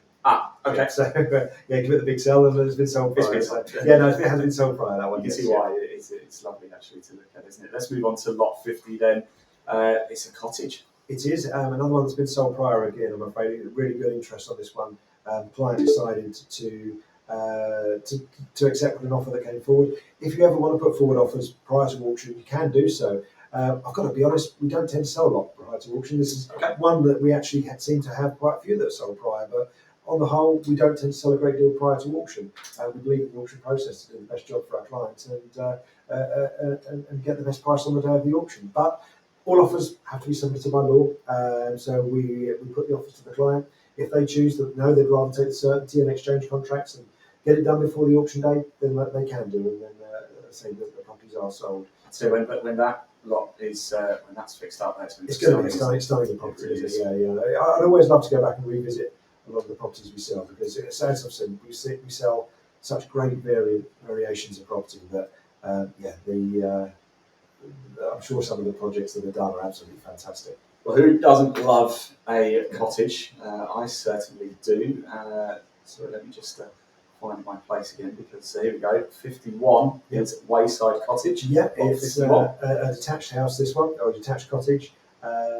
We actually let on an old-style regulated tenant, so the tenant's been in there a good number of years, and it's not an assured short-haul tenancy. Different kind of investment. Again, understand the differences that you need to know with regards to the tenants, because quite often they can be protected. They have rights of succession as well, so they can be passed on to children, that sort of thing. So again, check if it's something that you're interested in.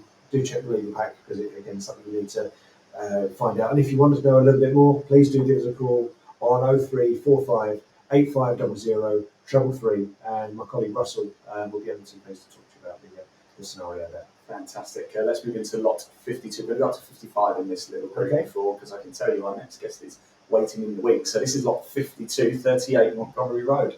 38 Montgomery, again, Portsmouth area. Let's see, back into two-bedroom. It's two-bedroom self-contained flats for investment, and a guide price of 240 to 260. So again, nice looking building there. I love those sort of style properties with the bay windows. I think it was really attractive. So I think that one should be generating good interest. Fantastic. Let's move on to lot 53 then, and it's my favourite, garages. Garages in a land with potential, in the Storrington Poolborough. I really don't want much, do I? No, not much. No. A public convenience is a garage. There you go. But yeah, again, guide price here at just £20,000 to £22,500.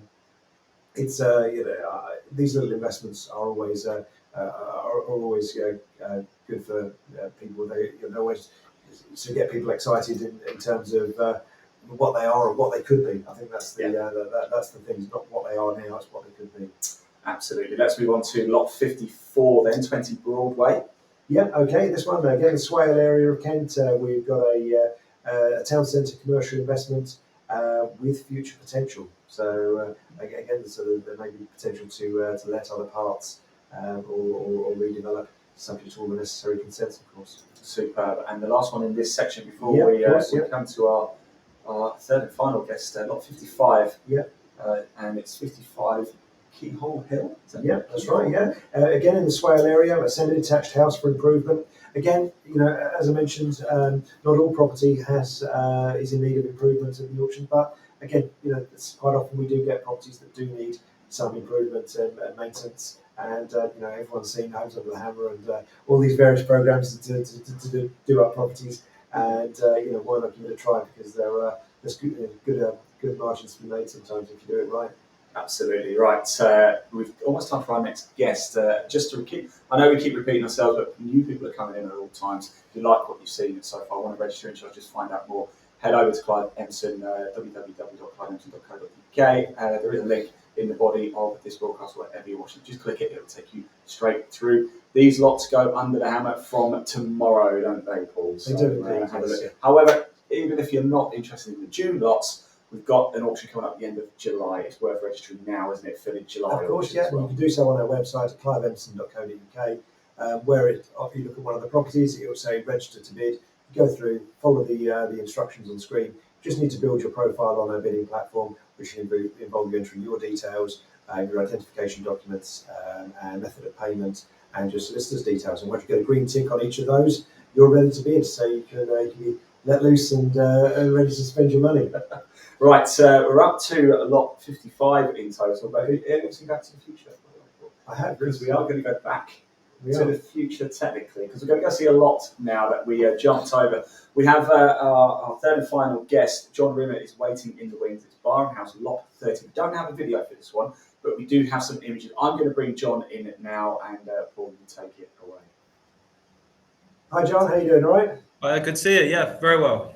Excellent, good stuff. John joins us from our office in Maidstone, and so he's going to talk to us about the property at Barham House. So there is a video for this one, although because it's I think it's 20 minutes long, isn't it, John? It's about 25 minutes long. It's quite a long one because it's a big property. So John's going to tell us about it. We've got some images to show you, but if you are interested, please do go to the website at cliveemson.co.uk, and this is lot number 30. You can watch the video from there. Yeah, as I say, we're going to just put some images on screen. And John, if you'd like to tell us a bit about it. Yeah, well, really, it's a beautiful place. In truth, probably one of the most I'm excited about offering that we've had the honour of getting involved in. But yeah, former care home. Originally, it had 20 bedrooms, but they have got a fairly modern extension to the rear. Gives it a further 7 bedrooms. It's a beautiful place, believed to have been built from started building, shall we say, in the 18th century. Boasts plenty of period features, open fireplaces, chandeliers, beautiful coving.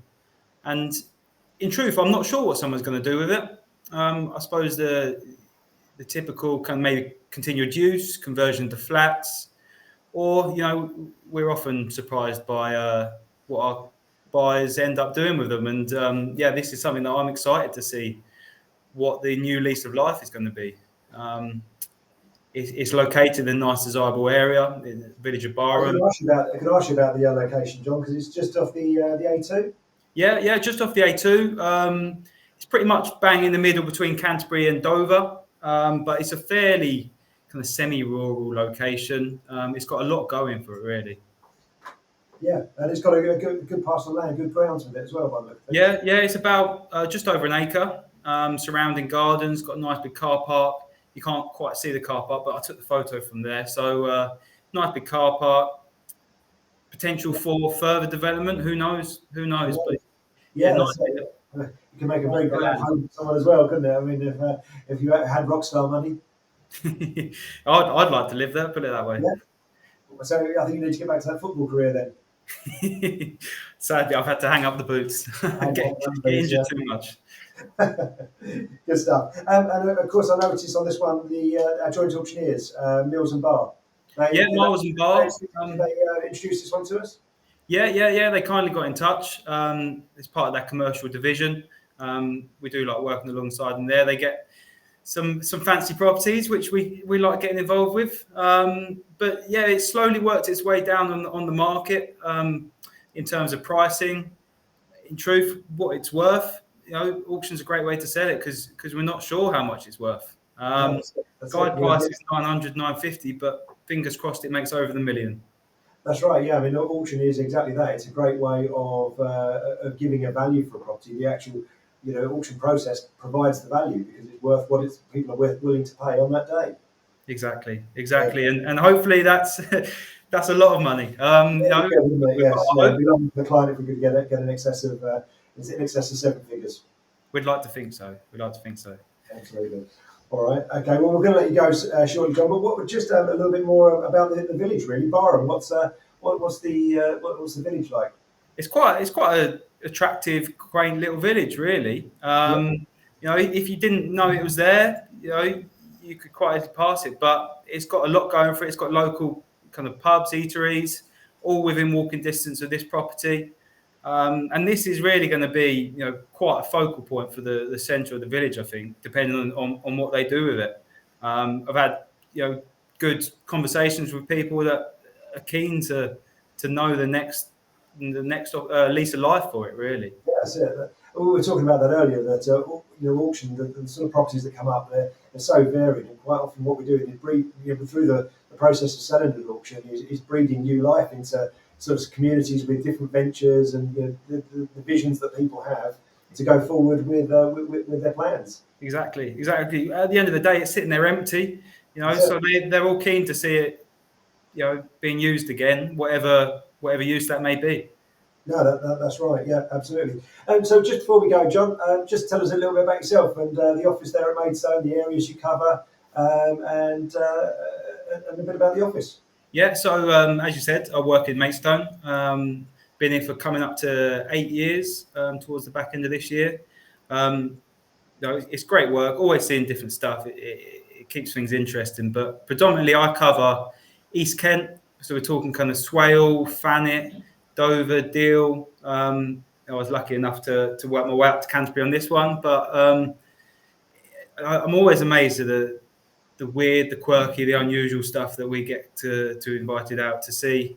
And it certainly keeps the work week nice and interesting and I think that's what everyone said, is that the type of property we see, it's very rare you go and see a 3-bed semi on an estate. So every day is different. So and as I say, just to see the results that are achieved in auction for some of these properties is fantastic. And I really, fingers crossed, I hope the viewings have been going well, and I hope the client has a really good result with this one at the auction when it finishes on Thursday. Yeah, likewise. And as you said, there is a video if anyone wants to come and have a look.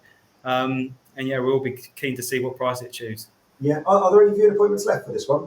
So the joint auctioneers, Miles and Bar, they are arranging the viewings on our behalf because it's a big place. They've got a bit more kind of hands-on than we do. But yes, I spoke to someone this morning who's arranging the viewing. So if you're keen and you want to come have a look. So you don't have to be a rock star or a footballer, but if you've got their money, you're more than welcome to go and get behind this one. That'd be fantastic.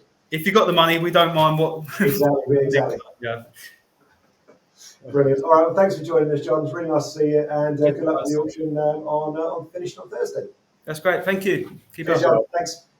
I was going to say there as well, but looking at the size of it, if you've got half a day spare as well to walk around, because it's a big property, isn't it? Yeah, no, it's a great lot. I mean, and as John said, the properties we see are so varied, and it's lovely to get something like this, at this kind of price, so we get it away. When you consider, it's been on the market with auctions for 2.5, 3 weeks. Yeah. And there are people out there who've got the funding available, the money in the bank, who can exchange contracts on this coming Thursday, because all the information is there.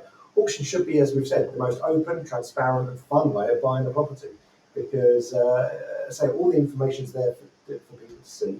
They can download the legal pack, they can get their finance in place, and then they can have some fun coming on the video. And you never know, Paul, Dion Dublin might turn up as well. Oh yeah. I have to suffer Dion Dublin as well. I'm sorry, Dion. I'm sure you're. I've met you a couple of times, but as I say, it's as I say, you might make it on Homes Under the Hammer as well. It's one of those things that I said they do come to film at the auctions, and as I say, it's changed the auction landscape beyond belief. It's being on there quite often is great for our profile, as it is for other auctioneers. But as I said, but more than that, it's great for the auction industry in itself, the profession, because it's made it more publicly accepted without a doubt. Definitely, right. I had to change the order a little bit because we saw John come in, so we thought we'd take the advantage. That was lot 30, Barham House. We're going to run through some more lots, 56 through to 66 now. So let's have a look at lot 56.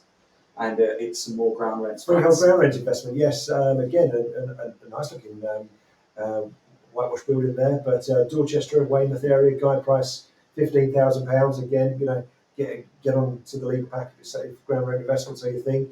Again, have a good look at that one. Yes. Yeah, fantastic. Lot 57, 102 High Street here. Yeah, Isle of Wight. Again, Rob's been over there today. They're over there all the time, so it's a freehold town centre mixed investment. So it's got the residential and the commercial elements to it as well. Going price of 230 to 250,000. Fantastic stuff. Lot 58. I'm just seeing the little thumbnail. This looks, it looks a crack at that one. Yeah, again, a flat for improvement in the Medway area. We've got a guide price of just £100,000 to £110,000. So again, really something that people can put their own stamp on. Yeah, absolutely. Definitely. Let's have a look. Oh, it's another garage. Another garage. Watersedge Road. Yeah, I don't think it comes with wheelie bins though. No. Portsmouth area, double lock-up garage. Again, bigger than your average standard lock-up garage. Guide price £15,000 plus.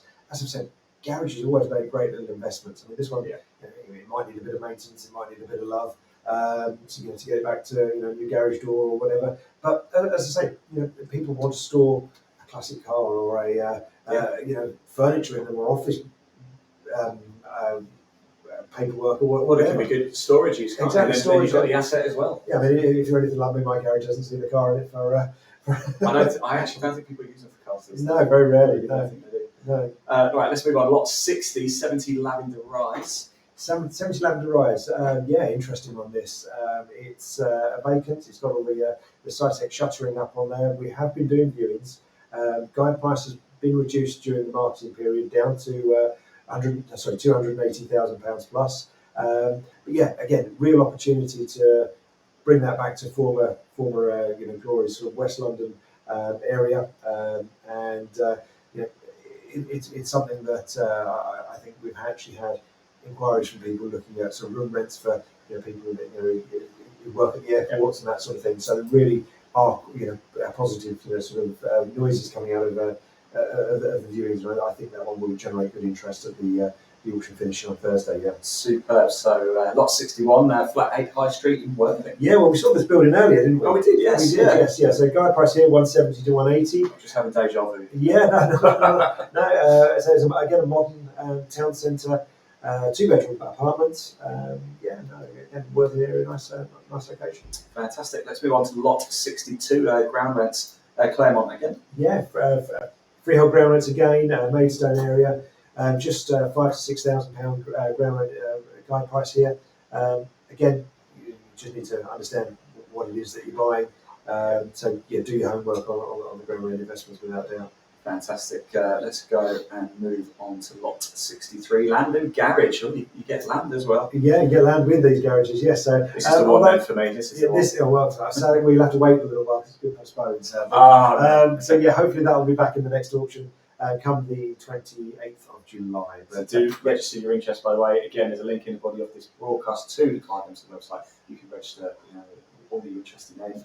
Yeah, you can then sign up to the newsletter, and from there we'll notify you as soon as the lots are available for the next auction and for all future auctions after that, until you no longer want to be notified. Perfect. So do get yourself registered. Lot 64, 5 Lavender Street. Yeah, again, nice looking building. This one, isn't it? Yeah, 4-storey town centre building with commercial.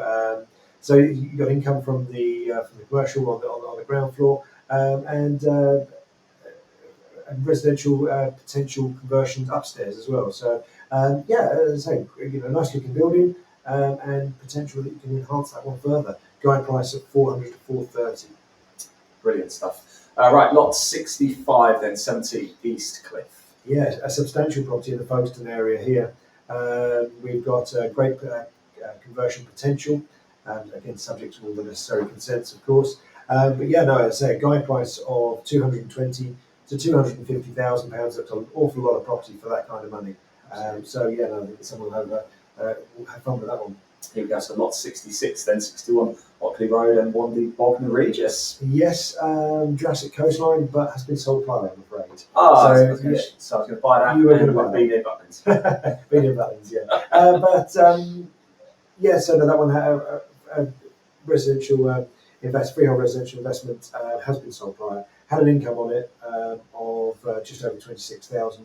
Again, we had a really good offer came forward. Client just wanted to get that one sold, made that decision. Superb. Now, at the top of this show, Paul, you have your 5 golden rules, don't you, for bidding and buying at auction. We are going to have a little look at that again because I don't know about you, I could probably do with another coffee. So whilst this is playing, then we're going to come back and we're going to go through some more lot images. We've still got a couple more feature lots to bring everybody as well with more video too. So here is Paul Bridgman's 5 golden rules. Hello, I'm Paul from Clive, Emson Land and Property Auctioneers. I'm one of the auctioneers with the company, and we want to give you some tips on how to buy property at auction. The 5 golden rules to buying at auction. We're in the beautiful mid-Essex village of Turlin. And one example of one of the properties we've got in their current auction, the beautiful chapel here in Turlin, and we want to give you, as I say, a few tips on how to buy at auction, which should be the most open, transparent and fun way of buying land or property. So come inside and we'll give you some tips. Okay, so you found the area that you want to buy in. You've done all your research into areas and what you want to do with the property when you've actually purchased. So you see a property in the auction catalogue or online, and you say, that's the one for me. I really want to go and buy that property. Here's the 5 tips we should recommend you should be following if you want to buy a property at auction. Firstly, get all the property details. Download it from the internet, look at it online, and go and view the property. Inspect the property is a big important thing you need to do. You see a lot of people on Homes Under the Hammer who buy something and have never seen the property. Very risky. I would always recommend you in person go and look at the property if you can. Second point is the legals. Always download the legal pack, get your own legal advice on that legal pack. Get your solicitor to look at the pack, either send it to them or they can download it from our website also. Because really, that is everything you need to know about the property, and like I say, it's the most open and transparent way of buying a property. So everything about the property will be in that legal pack for you to have a look at. Next thing, do you need a survey? Do you need it for finance purposes? Do you need it for your own peace of mind? If so, then obviously you need to organise that survey before you come along to the auction to bid. So that is a really important point. You may not need a survey. You may be comfortable looking at the property yourself, have people you know who are comfortable of looking at the property and can give you advice on it. But if you need a survey or you want peace of mind, do it before the auction. Because after the hammer's gone down on the day of the auction, you've exchanged contracts. You're legally bound to purchase that property. So if you then go and get a survey and you don't like the report that comes back, you're legally bound to still purchase that property and you've paid your 10% deposit. Fourth point is knowing the costs. Know the costs of what you're going to be involved with. Is it just the purchase price? There's also an auction administration charge, which is on a sliding scale depending on the price you purchase at. All the information will be available on the addendum and is available on our website and the catalogue also. So look into that. Also in the special conditions, which are in the legal pack, you will need to look at if there are any additional costs that you need to pay towards the purchase. Sometimes there are costs in there, so yeah, just have a look at that. That's quite an important point. But also, in terms of knowing your own costs, what do you need to spend in terms of doing the property up, additional research work, anything that you might need to do to get to the end product that you actually want to end up with. As I say, so know those costs, work it all out, and be quite thorough and have a bit of flexibility in your budget too. The last thing really is to register for the auction. Our auctions are still online at present, so what you need to do is go to our website, click the register to bid button and follow the links through to and fill in all the information, including your identification documents, your credit or debit card details, your solicitor's details, and build your profile on the bidding platform. Last thing, auction day. Don't panic. Stick within your means, know what you want to pay, and as I say, really you just need to then follow the process and see it through to the counter down to getting to zero, or that hammer falling, and at that point you know you've purchased the property. And the one thing to remember is if you are the successful bidder, you've never overpaid for a property at auction. Unlike informal tenders or on the market, you don't know what other people have bid. At auction, it's open, it's transparent, you can see what the underbidders paid. And if you are the successful bidder, you know you've got it for one bid more than the underbidder. So congratulations at that point, well done, you're the new owner of a land or property. So I hope that's been helpful. If you have any questions at any point during the process, best thing to do is give us a call, and we'll be only too pleased to talk you through the process a bit further and answer any questions you've got. Thank you.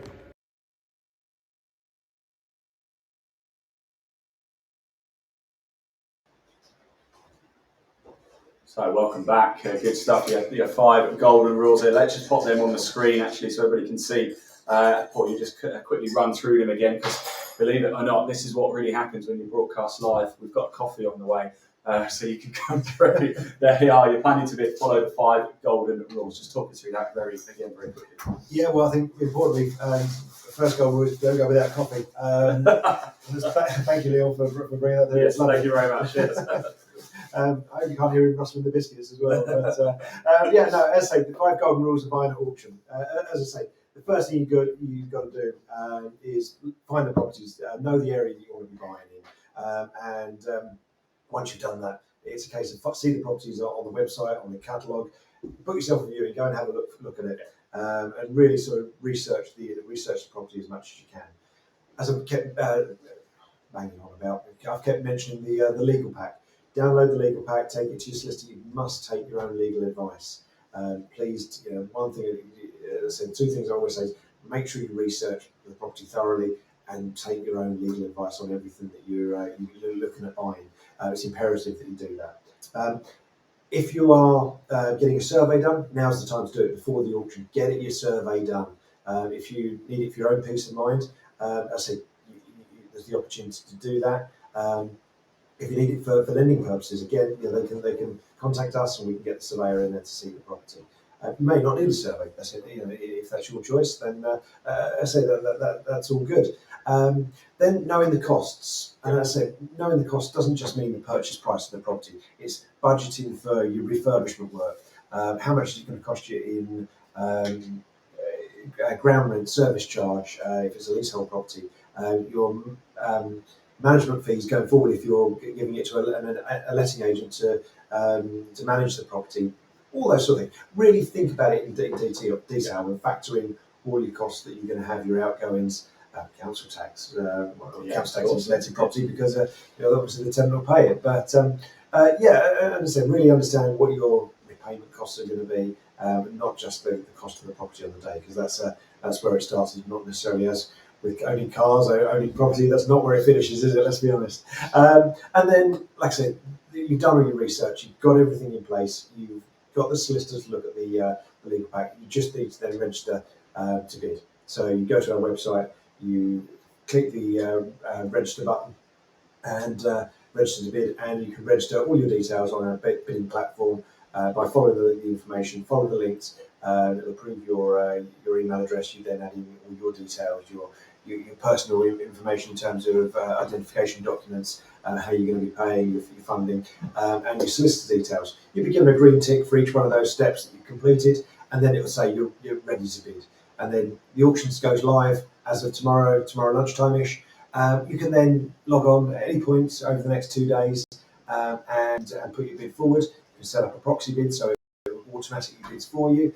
And again, all the information on how to do so is available on our website. Fantastic stuff. The auction then will finish the coming Thursday. The first lot number one, will finish, which is probably back in well in, heading all the way back to lot one when we were reviewing the lots. That one will finish at 11 o'clock on Thursday, the 16th of June. And obviously then after that, they're incrementally every 3 minutes. The next lot comes up to the time ticks down to zero. Slight difference to that is if someone makes a bid in the last 5 minutes and leaves their bidding towards the end, it's not like other auction websites where you leave all your bidding right to the last 10 seconds and everyone piles in and makes their bids then.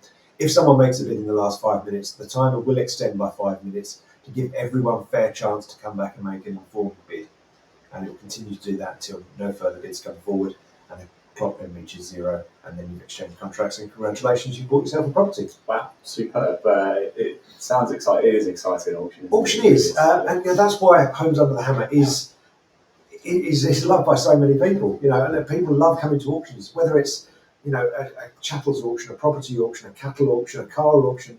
There's a real buzz in the auction room, and I know, we've had to move online for the moment with the pandemic, and who knows where we'll be in future. But at the moment, there's still a real auction buzz in your own living room. You're sitting on your sun lounger in the garden, in the beer garden, in a pub. Not that I condone bidding whilst you're under the influence, of course. But you do one. There are a few pubs you can buy. That's right.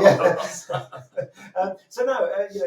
Auction should be the most open, transparent, and fun way of buying a property. So, if it's something you want to get involved with and you want more information, please do give us a call. You can speak to us at any time. Any of us will be only too pleased to talk you through the process, buying and selling at auction, because ultimately without property to sell, we've got nothing for you to buy. So if you've got properties you want to sell, land you want to sell, a garage you want to sell, please do give us a ring. You'll be only too pleased, and we cover properties all the way from some Suffolk across the south of England down to the West Country, but that doesn't stop there. We do go further north too. So please do give us a call on 0345 8500 and we'll be only too pleased to talk to you. Or drop us an email at auctions@cliveemson.co.uk if you'd rather do it that way, or contact us through the social media. You're more than welcome to do so too. And similarly, if you've got any questions you want to ask us about the auction process or any of the properties today, again, you can go to YouTube and you can type a question in the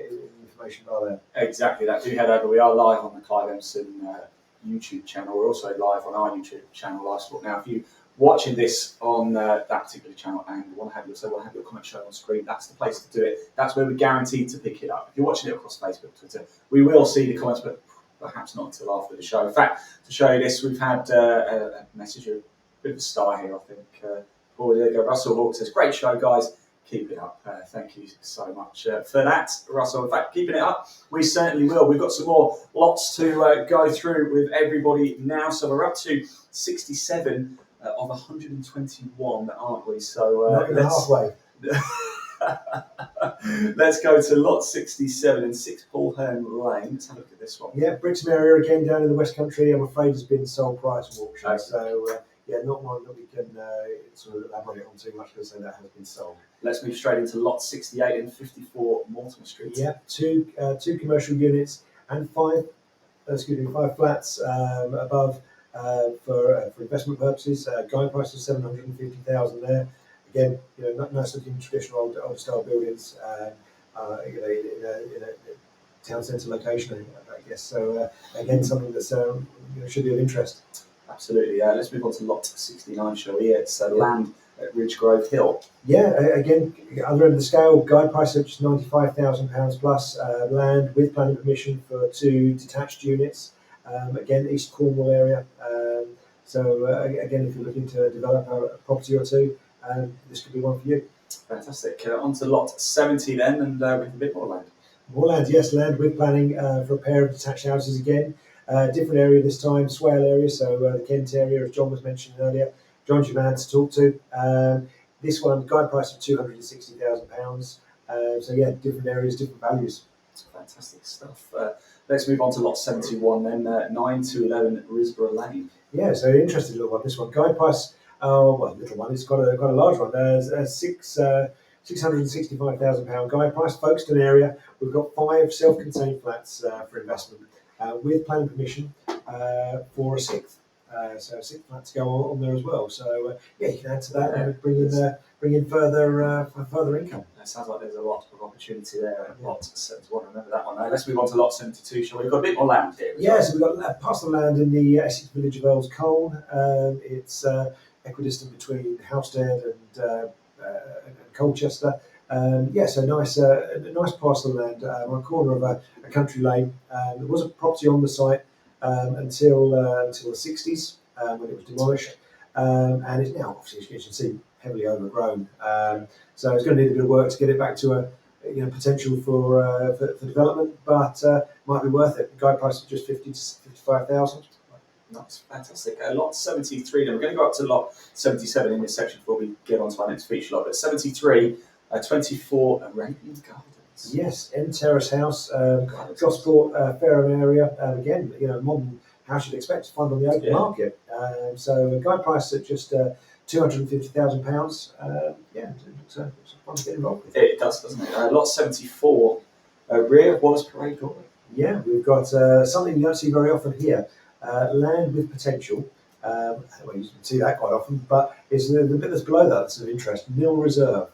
So if someone bids £1 and no one else bids, they can buy it for £1. I mean, realistically, probably not going to get it for £1, but let's be honest. As I say, that's what it is. It's nil reserve. So someone's I'm going to bid £2 now. That is a contract, and yeah.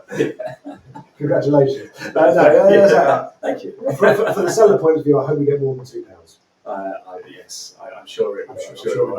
Lot 75, flat 2, 122 St James. So we've got a town centre flat here for investment. Isle of Wight.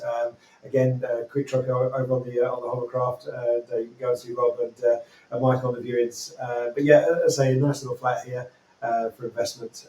Again, a nice established old building there. Yeah, certainly, isn't it? Lot 76, 43 Windsor Road. Yeah, Brighton and Hove area again, 4-bedroom HMO, house of multiple occupation, in the Brighton city centre. Guide price of 450 to 500,000. These properties always tend to generate good interest because they bring in really good income. Because you've got more, 4 tenants as opposed to 1. Yeah. As I said, slightly different rules and regulations apply. Again, if it's something that you're interested in, something you need to research. But yeah, they can be really good investments. Superb. Let's move on to lot 77, the final lot in this particular segment before we move on to our next feature lot, and it's 17 Winchelsea Road. Yeah, the Rye area. It's a mid-terrace house for completion. So they've started the work but not finished it.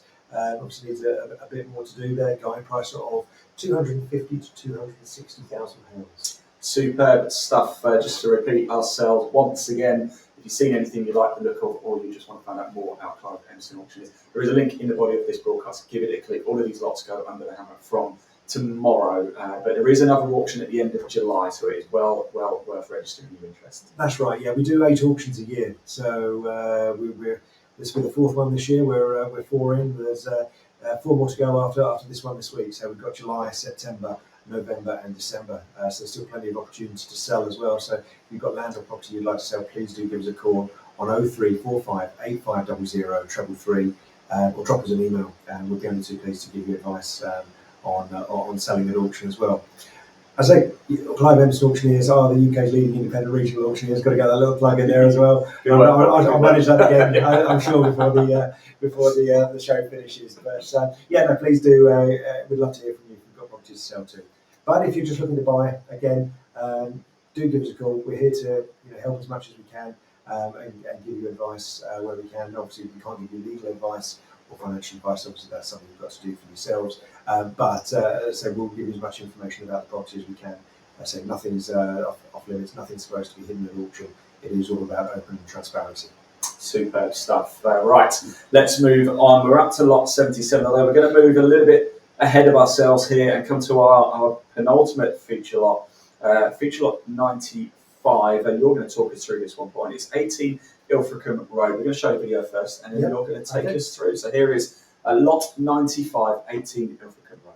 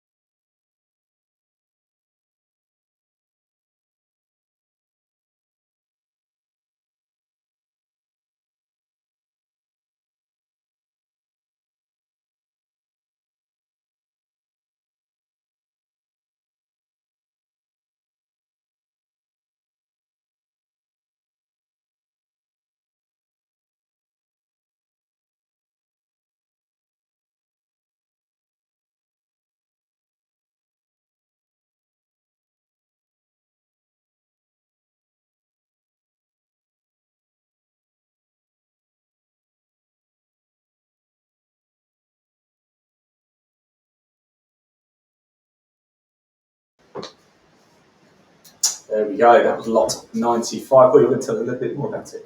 Indeed, yes. Ilfracombe Road, and you'd assume Ilfracombe Road would be down in the West Country, but it's not. It's in the new Essex city of Southend-on-Sea. Southend-on-Sea, I say, recently made a city following some rather unfortunate events. But Southend, one of them that's been made. Yeah, I say that Colchester as well. But Southend became a city. And seeing how Chelmsford changed when it became a city, I think only good things are going to follow. I mean, Southend has got Southend Airport. It's got 2 railway stations that connect into London, Liverpool Street and Fenchurch Street. It's got a football team. Shall we move on? It has a football team. It has a football team, yes. Yeah, I'm not going to start on football before I get abused. So this property is it's a ground floor flat, as you've seen on the video there. It's ready for improvement. So it could do with a little bit of reconfiguration. It could do with obviously doing up, but it's got gas central heating. It's got double glazed windows. It's got a garden at the back with a little summer house in it as well. I'll cycle through the images, Paul, whilst you talk. Okay. So have a little look. Yeah, so as I say, as you can see there, obviously, it needs a little bit of updating inside. But so you've got the gas central heating by the radiators. You've got double glazed windows. They've used the kitchen area there not only for a dining room, but it may, again, subject to all the necessary consents that you're going to need. You can open it up to create it as a 2-bedroom flat and then utilise that space slightly better as an open plan living kitchen area. Just an idea. Someone may not want to do that, but I say there's potential there to do so. And like I say, it's got a nice little garden as well. Slightly differently on this one because you're actually buying a freehold. So you're buying a freehold flat, but you actually get the ground rent income of the flat above, which actually we sold at auction a few years ago. Actually, so that was sold on a 125-year lease from the 25th of March 2017. Was it 2017? We sold that, blimey. So yeah, they pay an annual ground rent of £150 per annum and rising. So you'd receive that. Obviously, but as the freeholder of the building, as explained earlier, it would be your responsibility to maintain and ensure the actual building itself. So yeah, as I say, the great opportunity there to enhance that and make that a really nice little flat. You've got off-street parking again at the front, and again you've got all the recreational facilities that Southend's got to offer. It's got great social life. You've got the waterfront. You've got Southend has the pier, isn't it? It's got one of the longest pier in the world. Is it? Or is it the longest pier in the country? Not sure, but it's got a long pier. And let's say two railway stations into London. You've got the C2C line, and you've got the Great Eastern into London, Liverpool Street. You've got Southend Airport, which is growing all the time and getting back to business as normal with post-pandemic and flights going out of there. It's actually really easy and good fun to fly from as well. So it's so small but convenient. Never thought of flying. It's actually really good. And I've never understood how they quite call it London Southend Airport, but it's one of those things. But no, there's lots of retail parks. There's lots of good places to eat, drink in Southend. So I say it's actually a really nice place to be. So when the sun's shining and the palm trees are swaying down the front, you may think you're in Saint-Tropez instead of Southend-on-Sea. Miami on Sea. In Essex there. Right. Let's keep going. We've got some more lots to go through now. Just a quick reminder, of course, for anybody who's new, just tuning in. All of these lots are going under the hammer from tomorrow. If you want to register in, just head over to cliveemson.co.uk. There's a link in the body of this broadcast. We've also got another auction coming up at the end of next month. So if you want to find out about that as well, do get in touch, do click that link and do register in interest so you don't miss out. Right, let's move on to lot 78, shall we? 1 4 Street and 2, is that to Saltash? Saltash Road, yeah, that's right. So 1 4 Street and 2 Saltash Road in Callington, down in Cornwall, East Cornwall area. Going price of £110,000 plus. Sounds a nice little opportunity. That was a freehold property as well. A freehold investment, and next one is lot number 79, which is a detached former coach house with residential consent. So down in the Brighton area again, again, Brighton's got some really sort of interesting and funky buildings, isn't it? So It's very sought after. yeah, Brighton, so isn't it? you could really do something interesting with this, and grand designs maybe. Who knows? So who knows? We've had everything from public conveniences to water towers, and I'm always fascinated by the water towers because I think they're going to make really good grand design projects and that sort of thing. We've had everything. Let's move on to lot 80 then, shall we? Lot 80, yes, yeah. In fact, the only thing we haven't had in this auction is a subterranean nuclear bunker. We've had a couple of those in the past as well. But anyway, Yes. sorry, I digress. Lot 80 There's is... still time. Still got a few more to go. Yeah, that's right. Let's see what we get. So lot 80 is a bungalow with land and planning to demolish that existing bungalow and replace it. So it's a property in a nice rural location. Nice, good sized plot as well. Really interesting that one. Have a look at the video and you'll see what we're on about. Yeah. Yes, do go check that out. Again, www.cliveemson.co.uk. A link in body broadcast. Do give it a click to go through. Right, lot 81. 81. This is beautiful. Tenterton, yes, yeah, weatherboard property there. A commercial investment and a residential ground rent as well. So you've got the ground rent coming in from the flat above. I'm assuming here. Guide price of 260 to 265,000. Lovely looking building. Tenterton, nice little investment on the national level. Certainly, lot 82 then, Grenville House. Yeah, substantial office block investments and may have future potential for development also. So, as I'm sure everyone's seen, there's a good number of office blocks that have been converted into flats and residential accommodation. So there may be something that long term, subject to all necessary consents, of course, that Maidstone could need or could develop into that. So guide price there at 600 to 620,000. But whilst it is a decent investment as it is, there is potential there for an alternative maybe in the future. Fantastic stuff. Let's move on to lot 83, 8 Stockley Road. Yeah, again here we've got a residential investment comprising 4 flats. So it's again a multi-level building there in the Hastings St Leonard's area. Guide price at 465,000. There may be potential there to separate them all up and sell them individually, or keep as one block and actually have 4 separate tenants in 4 different flats. Superb. Lot 84 then, 142 Dagenham. We've got a vacant 1-bedroom flat in the Barking Ilford area. I think it's Dagenham if I remember right. This one. So guide price at 150. A nice bit of interest on this one prior to the auction. So fingers crossed for the auction finishing on Thursday. We can see that one away. I have to get that one. I used to go and watch Dagenham Wreckage. Never mind. Yeah. Never mind. Let's move on to 86, shall we? 1 to 3, New Road. Yep, New Road. So lot 86 is where we're on, sorry. The 86, yes. 86, 1 to 3, New Road. Yeah, we jumped to 85, which was. Apologies. That's yes, right. Sorry. Land with planning. Another one there in Wealdon Town, Wealdon area of Kent, and guide price there at 215 to 220. On to 86, which is the freehold investment in town centre location in East Cornwall.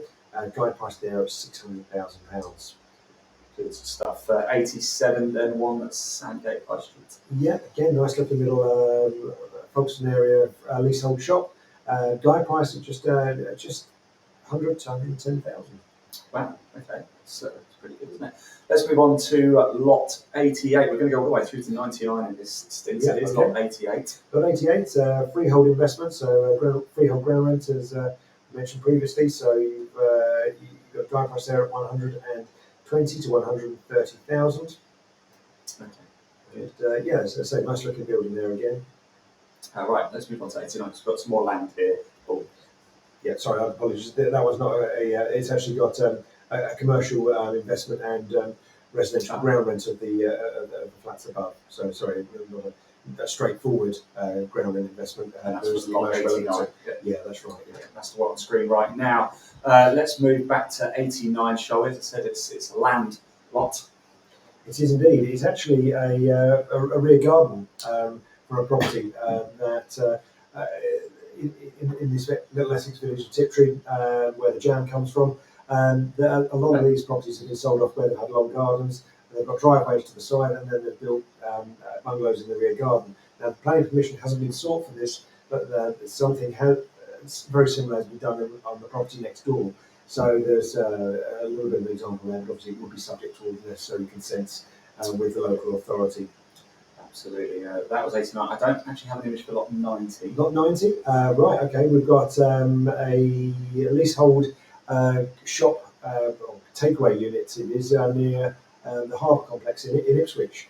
And it's a nice little eatery. It's not too far, say, from the harbour. It's got an income coming in £10,000 per annum, and got a price of 105 to 110,000. In fact, it was actually in the last auction. We actually had good interest, but the client wanted to postpone it after the auction because there was something in the legal pack he wasn't comfortable with. So he re-entered to this auction, ironing out all the problems, and hopefully that will then be away this auction coming up this week. Fantastic. If you do want to see the images of that one, again, just click the link in the body of this broadcast. Yeah, and there's a video as well that you can see to have a look at this. Or you can go get yourself something to eat and see it in person. Why not? Why not, indeed. So that was lot 90. Let's move on to lot 91. I do have an image for this one. 91 is Brockhurst Road. That's it, yeah. Okay, that's right. Yeah, that's right. And what is that? What is that coming up? It's a fine looking property. It's like in the terrace house, isn't it? No problem at all. Yeah, it's a good bit of land to the right of it, if that belongs to the property. Sorry, my apologies. We made you talk for nothing now. I'm afraid that one has been withdrawn, I'm afraid. Okay, let's get rid of that one. That one's not coming up for auction this week. That one's been withdrawn. And unfortunately won't be coming back again. So, no, that one has been withdrawn. So, lot 92. Lot 92 is 231 Albert Road in Southsea. Now, this one's a freehold shop, a flat with lapsed planning for a further flat. So, whilst there has been planning permission for that in the past, we need to get that renewed with the local authority, and hopefully you can push ahead with that project. But of course, you would need to seek the council's permission in order to do so. So you need to reapply for that planning permission. Okay, yeah, good advice there. Right, lot 93, and it's first floor flat. First floor flat in a village centre location. You've got a really nice looking building here in the Weald of Kent area.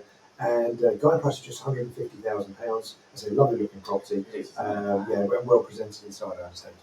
Great, yeah, let's get a good deal there. Look, lot 94, and it's garage again. I'm going to disappoint you again, I'm afraid. Yeah, no, this one's it's been postponed, so it will be in the July auction. We've got that confirmed. It will be in the July.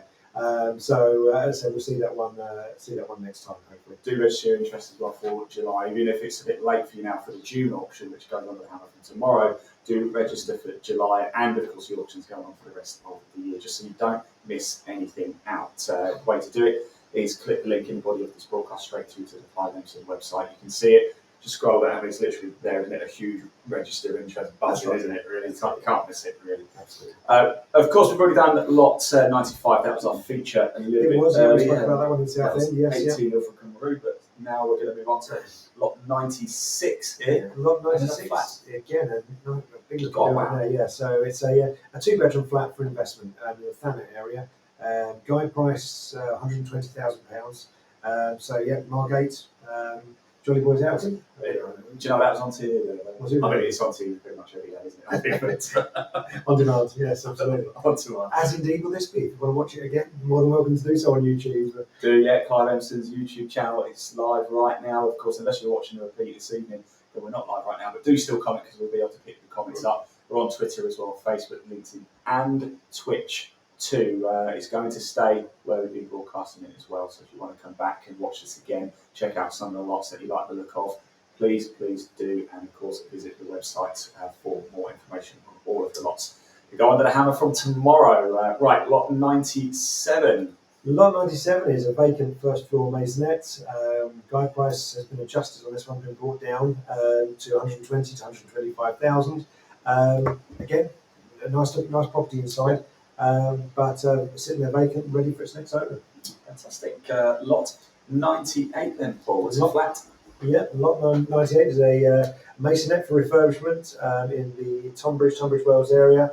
So again, actually in Tunbridge Wells, flat 5 there, up Grosvenor Road. It has guide price of 125 to 130,000. Again, I love these, as I mentioned before, I love these style buildings with the big bay windows. Yeah, really nice looking property from the outside. I'm sure you do great things with the inside too. Definitely right.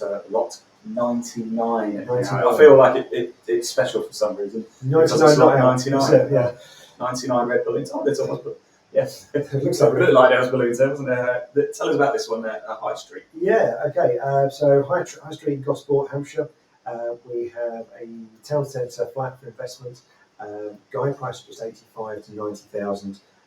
Yeah, again, a good little investment property. So one to get involved with. Fantastic. Right, now we're going to come to our next feature. In fact, our final feature property. It's lot 101. Now, we don't have a video for it, but there is a video on the website. Is that right? I believe so, yes. Yeah. So if you want to see this one, you want to see the video for it, do check out Clive Emson, www.cliveemson.co.uk, or literally just click the link in the body of this broadcast. That's how easy it is. You don't even have to type it out. Right, let's go on to lot 101, and I believe it's land, is that correct? It is indeed, yeah. And, one that my colleague John Stockey has brought to the auction, and unfortunately he's tied up with other appointments today, so he can't be with us. But yeah, it's a parcel of land, approximately 2/3 of an acre, and a guide price of 400. I wish it were. A guide price of 45 to 50,000 pounds. Main road in Sunridge in Sevenoaks. So as I say, a vacant parcel of freehold land. Now, if you're looking at the details, you will note that there is an auctioneer's note on there about an overage clause in the legal pack. So if there is potential for development in future, there is an overage clause to consider. However, it's in a great location. It's got road frontage, and it's actually being sold by the trustees of Sevenoaks Scouts Association. There's a stream running at the northern end of the. I'm not sure you're going to get much fishing out of it, but does that mean you own the stream or you own half the stream? No, I don't believe you own the stream. I say check the legal pack for for clarification on that.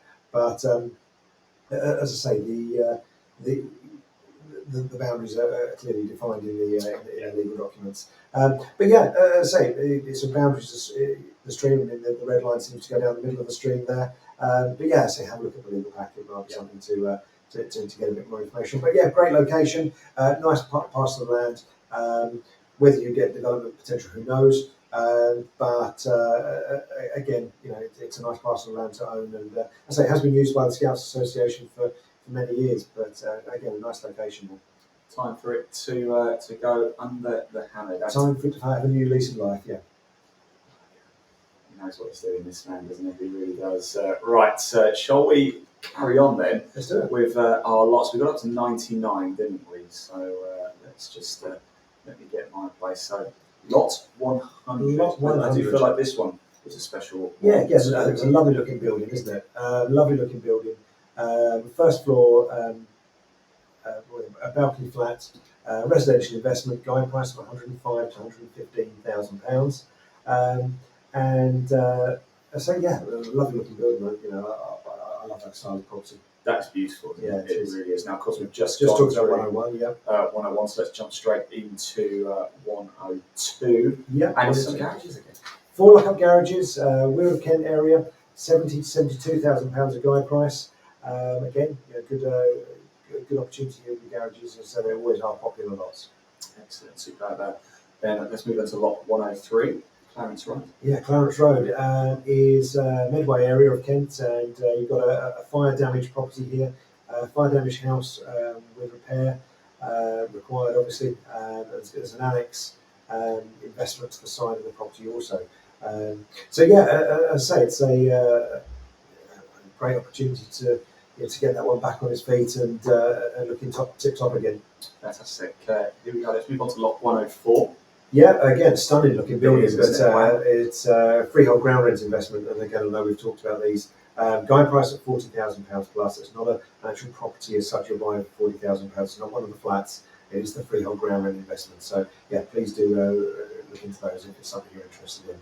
Brilliant stuff. Let's keep going in straight into 105 we're up to now, aren't we? Yes. Yeah, again, we've seen this one Deja before. vu. Yeah. Wow. Deja vu, that's where most of my appearances in Homes Under the Hammer are nowadays. No, this one's a flat for investment, and this one's producing an income, £10,800 per annum, so good rental income coming in. Guide price is £170,000 to £180,000. Again, a nice investment property there. Superb stuff. Let's move straight on to lot 106 then, and we have some more land. Yeah, parcel land, but unfortunately been sold prior to auction, so again, the clients decided to accept an offer on that one. Fair enough. Yeah. Let's move straight to 107, Sandgate Hill. Yeah, Folkestone area, substantial HMO, in need of some improvement, but with great potential. So you've got rooms to let there, and I'm sure you can add to the appeal of that one. Guide price of £380,000 to £390,000. Great. Now I don't have an image for 108. No, 108 is a freehold parcel of land. It's the Seven Oaks area. Again, you can have a look at all the information on our website. The link backs there. But it is a small rectangular parcel of land available for you to have a look at. Guide price of just £7,000. Brilliant stuff. Right, so we do have an image for lot 109, Newmarket Road. Yeah, again, we've had a couple of these in the Brighton area. A house arranged as 4 flats this time, producing £32,000 income per annum, and guide price here at £375,000 to £400,000. So yeah, 4 flats, a great opportunity to get some decent income coming in. Superb. Right, we've only got 10 or so lots left to go. Before we come to that though, Paul, throughout the day we've been talking about your golden rules. We're not going to show a video again, maybe show that a little bit later or something, but I do want you just to, for those watching who've never been involved in an auction before, or perhaps have, you do have your 5 golden rules. Here they are on screen. Just talk us through these again. Yeah, of course. Yeah, the 5 golden rules of buying property at auction, as I said, we went with this earlier. It's imperative that you do your research. The research is the most important thing. You've got to identify where you want to buy property, what sort of property you want to buy. Then the catalogue lands in your inbox because it doesn't land on your doormat and you do it anymore. As I say, you see properties that you're interested in. First thing to do is go and have a look at them. You take a friend along, somebody you might trust, you give their opinion as well. Always worth getting a second opinion. So go and look at the property with your own eyes, have a look at it, get as much information as you can. And then once you've done that, you need to, again, understand the area that you're buying into. So again, look at bus routes, look at transportation links, look at shop availability and all that sort of thing. Just to, again, make sure it fits the mould of what you're looking to achieve, whether it be adding to a rental portfolio, your own personal home, or whatever it is. Then the second thing to do is start looking at the legal documents. You can download those from our website. And again, strongly recommend that you obtain your own legal advice on this document. It's all the legal information you want to see if you're buying a property. It will include obviously about the title, the lease, the holding interests. It will include any planning information if there's a property with planning. It may include searches, previous conveyances, all the legal documents that again your solicitor's going to want to see. So again, that's, one of the most important things. Take your own legal advice. Because obviously we're not legal advisors, we can't advise you on that. And we're not legally trained. Do you need a survey? If you do, now's the time to do it, because on the day of the auction there's no going back. Once you've purchased a property, the time's got to zero and you're the buyer, you've exchanged contracts, you are legally bound to purchase that property. So yeah, if you want to get surveys done, you may not need to get a survey, but if you do for funding purposes or all you need for your own peace of mind, now's the time to do it before you actually come and bid at the auction. Fantastic. The costs. Know the costs, and I don't just mean know the costs of what it is you want to buy. You need to work out your repair bills, your bills, does it need a new kitchen fitting? Does it need a new bathroom?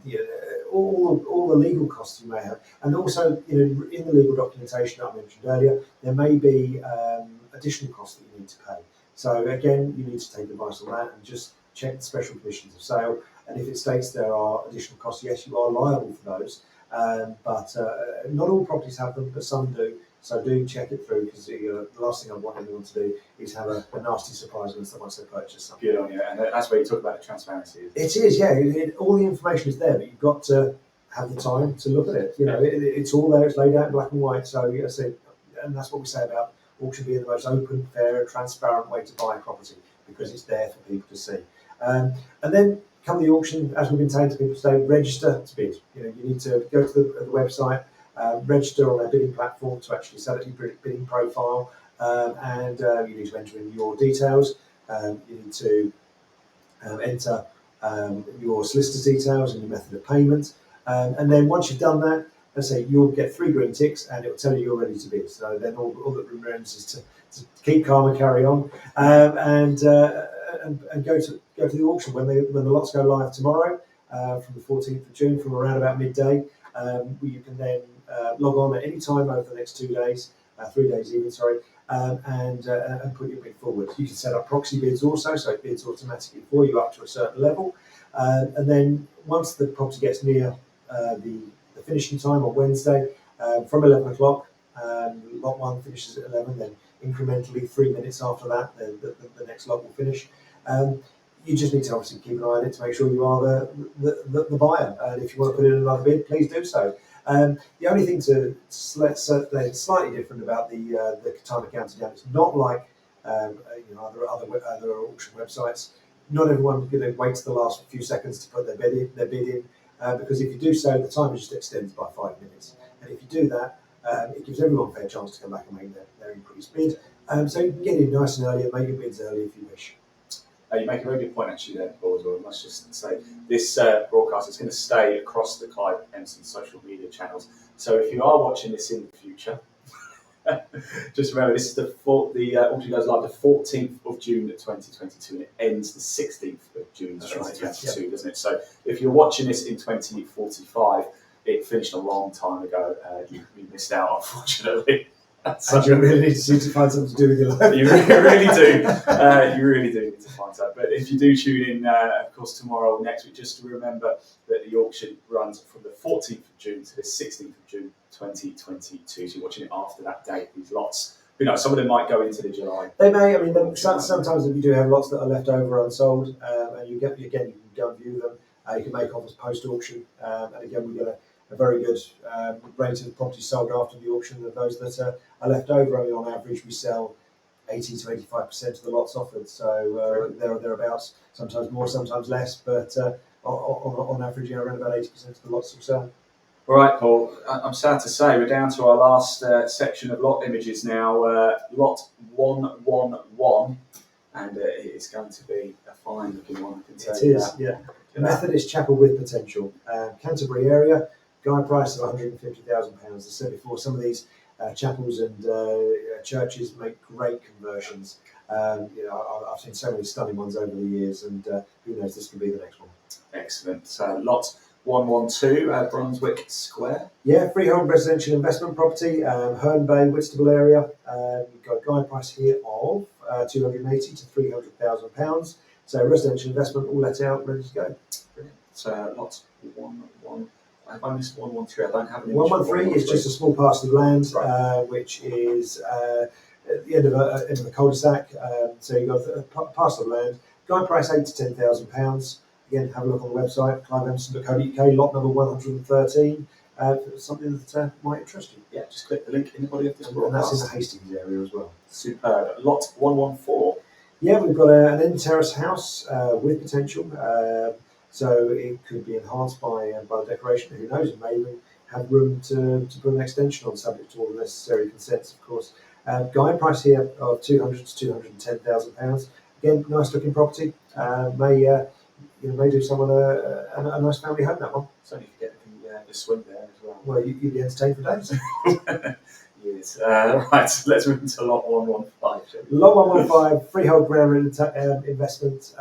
Guide price £12,000. I know we've spoken about the ground rent investments already. So yeah, again, one of those things you just need to look at the legal pack and make sure it's something that is in interest. And what you're not getting is a flat in that one, that you are getting the freehold interest. Okay, right. Lot 116. We do have a flat here, don't we? Then? Yeah, again, looks like it should have been a former pub at some point. Doesn't it? Yeah, studio apartment in a popular location in the Bristol area, but sadly has been postponed. Okay. But don't lose hope. That one will come back hopefully to a future auction, hopefully in July or maybe later in the year. But yeah, if you register for updates, subscribe to our newsletter. As soon as that one comes back up, we'll let you know. Or call the office and we'll note your interest, and we can notify you as soon as it does come back. Yes, please do. 0345 8500 333 is the number. I'll put it on the screen there before we finish up. Let's move on to lot 117. Yeah, semi-detached house this time. A semi-detached house for improvement. Again, it's Tunbridge area, and sorry, I'm just going to put paper behind me. It is in Tunbridge itself. A semi-detached house. Guide price at 400 to 410,000. Again, lovely looking building. Nice bay windows, nice red brick. Hopefully that one will get a bit of interest. Brilliant.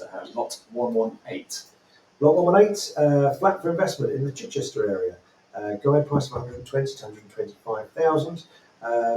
Yeah, it's a nice straightforward investment. Yeah, excellent. Lot 119. 119 is a leasehold house for improvement, Ashford, Mid-Kent area.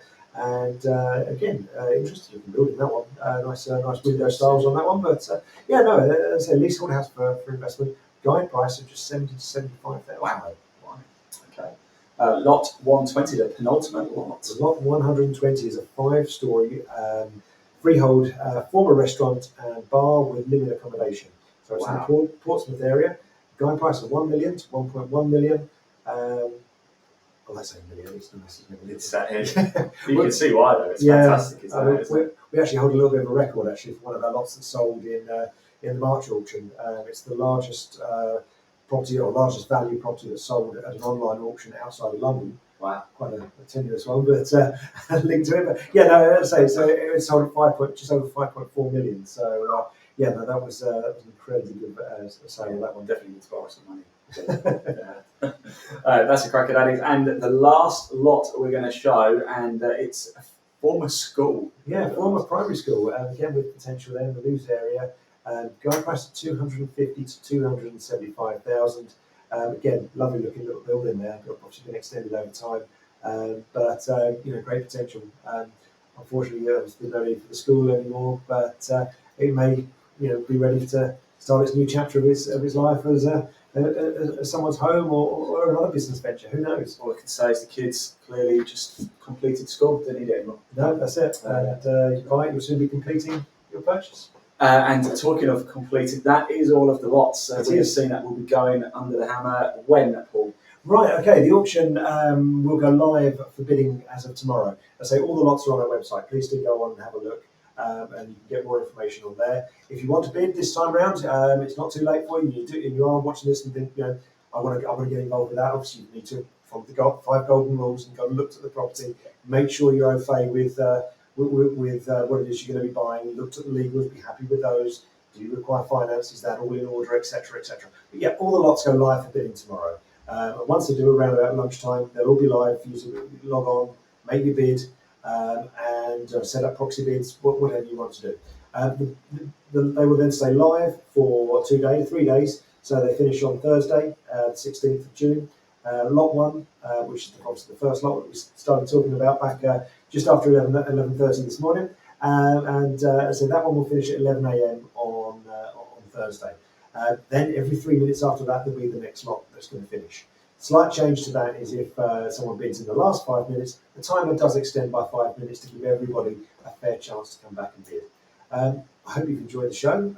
If there's more information you do want about any of the properties we've talked about today, please do call the office on 0345 8500 333. And of course, we'll be only too pleased to talk to you about any of the lots. Or if it's too much your fancy in terms of selling an auction, please do give us a call. We'll be only too pleased to talk to you again about anything you want to sell. Again, we've got auctions coming up throughout the rest of the year. Next auction, say, is not too far away, 28th of July. Final closing date for entries is the 5th of July. So we've got plenty of time to get property into that auction still. So yeah, please do get in touch. We'd love to hear your feedback from the show today. So feel free to message us either on social media or on you drop us an email, give us a call. Only too pleased to hear your feedback. Fantastic. Well said, Paul. Well, not much else to say, really, other than can you believe 2 hours, 45 minutes? It flew by, didn't it? It did. How have I talked for that long? Without a problem, Paul. Let's say it for that one. Right, that is it from us. We really do hope you enjoyed it. Good luck, of course, with the auction. Thank you very much for your help. We are going to repeat this show this evening too, so if you're just catching bits of it this lunchtime and you want to see all of it, do tune in back in this evening. I think probably around about 7:30 or so we're going to put it back out. That's it from us. I'm Ian Waterhouse from the Social Media Property Show. It's Paul Bridgman from Clive, Emson, Auctioneers. And until next time, stay safe and we'll see you soon. Thank you very much for joining us. Thank you. Let's see how buying and selling property at auction can be quick, easy, and simple. At Clive Emson Auctioneers, we don't just say this, we do it. Over the years, we've sold thousands of lots to people willing to exchange on the day and complete within 28 days. With over 30 years experience and hundreds of years of combined knowledge, our excellent reputation draws interest internationally from thousands of potential buyers from all over the world. Our approachable family business works with over 700 estate agents who recognize us as one of the leading land and property auctioneers in the country. Property auctions made quick, easy, and simple. It's all we do. Clive Emson Land and Property Auctioneers, selling with skill, speed, and efficiency.